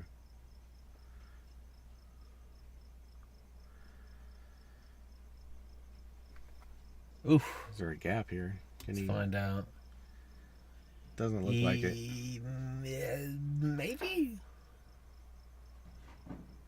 Go back to the 2. Is there a potential jump here with action on the 7? Maybe. Kind of unlikely. He's mass saying here. I think it looks like he's elevating to just put a little bend on this ball.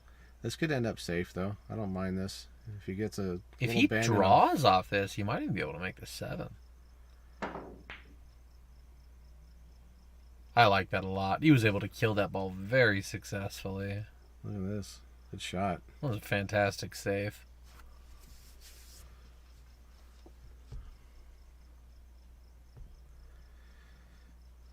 This is actually fairly tough. He might have a 1 railer up past the 6 ball, but there's a lot of ways to hit other things and not get a rail on that shot. He seems to like the jump here.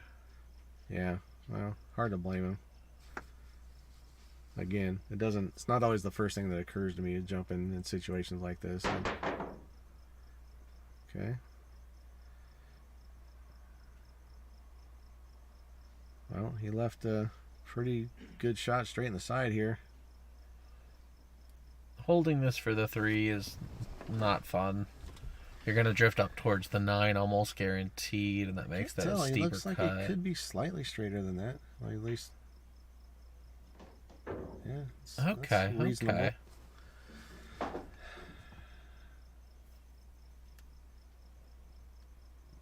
This is a little bit awkward. I wouldn't mind hitting the 9 full in the face here, because if you try to miss the 9, you're going to end up kind of steep with a little bit of backward cut on the 4 ball. That's not too. Lays pretty well. It's not bad. He got real good here.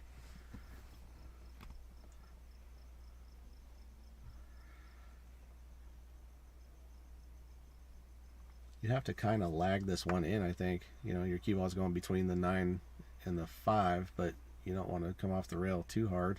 Get behind the 9. Good shot.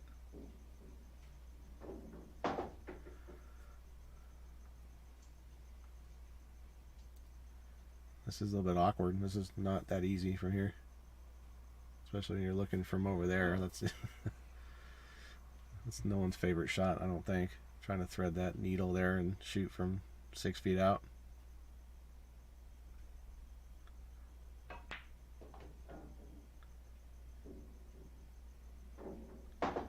Well, he took what the table gave him. He's just got to make basically one real good shot here, and could be in a good spot. Love to see him get out here.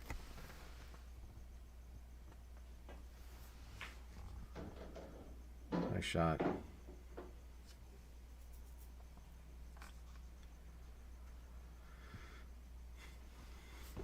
What do you do here? A little high left and play for the corner? Stop shot. Okay.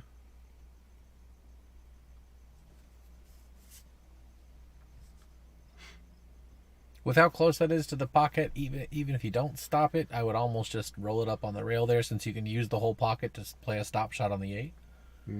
Yeah. But I like just stopping this. Yep, he opted to come back out for the corner. Perfectly fine, too. He's got a good angle here just to kind of stun off this long rail and back out and get, you know, somewhere in the neighborhood of where he... Whoa. Okay, he kind of rolled it. Okay. This is... Stop and stop. Well, I guess the second one's not a stop, yeah. But stop and just take the shot on the 10 there. Draw 2 feet, maybe. Make it a little easier. Nope. Nice shot. Smooth. Okay. There's some pressure on this shot. He's got to be feeling that this is very critical. Oh boy. Oh no. Oh no.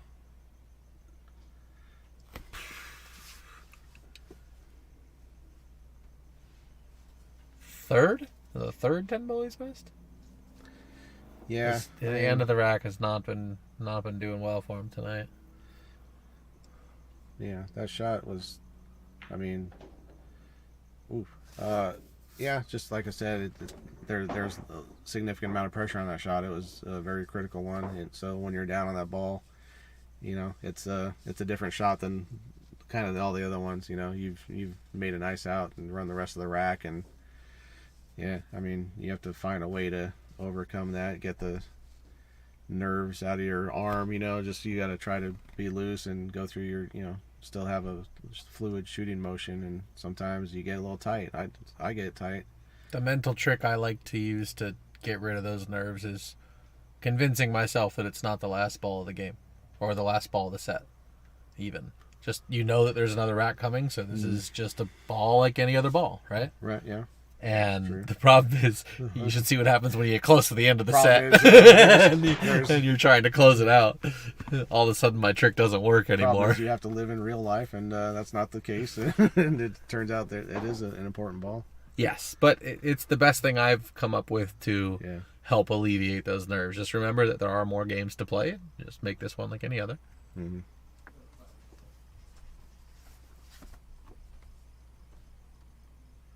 But yeah, Musa is on the hill.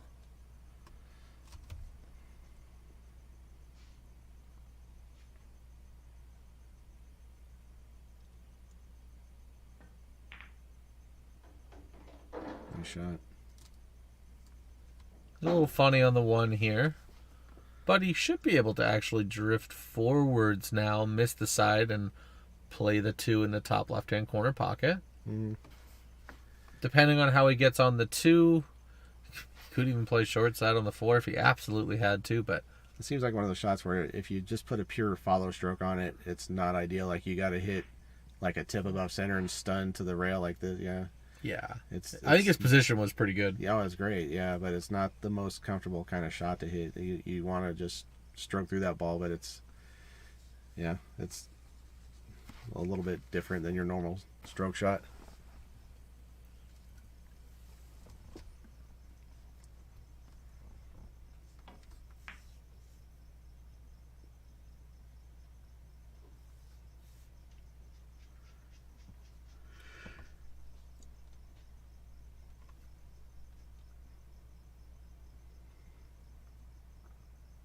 That's a pretty good save there.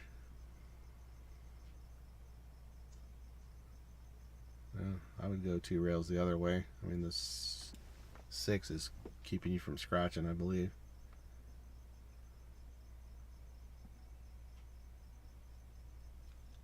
Yeah. Might just be trying this one rail. Just trying to make it. Yeah, could be. Oh, he missed that by a scratch on any of them. He missed that by almost nothing. I mean,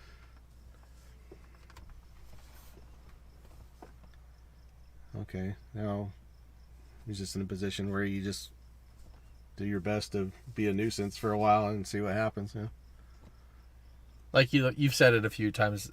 Strangely enough, pressure's off. Yeah. You know, I mean, at this point, you just do your best to keep shooting. There's no. Right.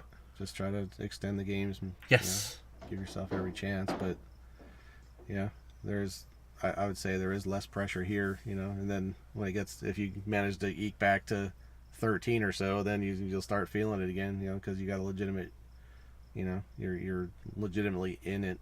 But right now he's, you know, kind of freewheeling a little mathematically a pretty huge underdog to get there from here. Yeah, if you ran this scenario 100 times, he's getting there 5? 4, yeah, you know? Something. Maybe. If that.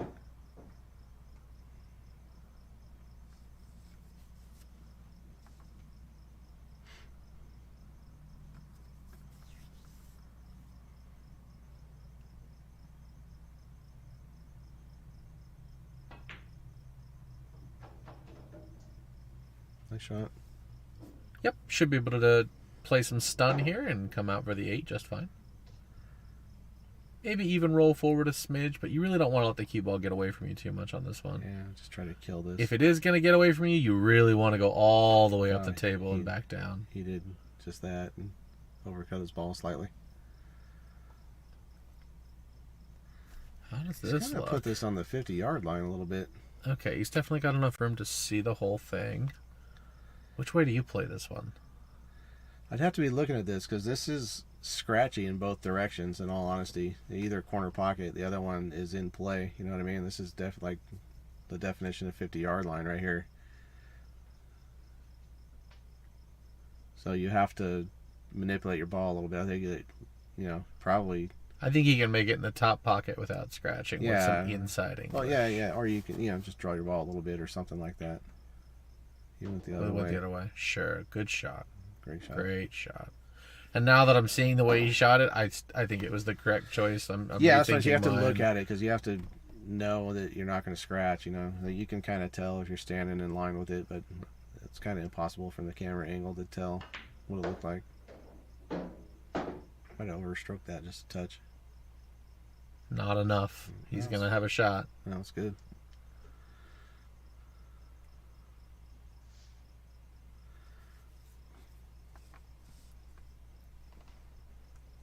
So he looks like he's going to just put a little high right on this and hit the second rail. Try to come off straight in line with the 10 in the upper left corner as we're looking. That's Excuse me. perfection right there. That's the shot you want to see when you're looking at the end of a set. I wouldn't have minded being a couple inches further from the rail, but this is acceptable. Don't be getting picky. This is acceptable. Good out. All right. Good Musa match. takes down Nice. set number one. We don't know if they're playing another one. I don't say think set they number are. I one, think they hoping just so. agreed to a But single set. did they? Oh, you did mention something about he's got to work in the morning. Yeah. Yeah, it looks like they're breaking it down. Davis signed off, so we're gonna sign off here. Thank you very much, everybody, for joining us. As always, we appreciate you spending your Friday nights with us and watching some pool. Yep, we had a great time with it. It was a great match. Impressed with both players. I'm sure Tony probably feels like he let a couple get away near the end there. Maybe he did, but he looked really good early on, and I hope to see him back again here sometime soon. He's a super good sport, nice guy, and a very good player. So we appreciate having him here and him coming out and putting his testing himself and putting it on the line against the guy who's rated a little bit higher and giving it his best. He played really well. So nothing to hang his head about. Who do we have next week? Next week, I think, is Mark Barba versus Simon Pua. Okay. Dark Mark versus Simon Pua. We've seen Mark here on the stream once already, so that'd be great to have him back. Simon hasn't been here yet, but he was part of the doubles action that Abe and I were involved in last night at VIP, and I've matched up with him a couple times. He's a solid player. That should be a good one. Nice match there. So, All right, guys, we're going to go ahead and get out of here, so thanks again, and we'll see you next week. yep. Good night.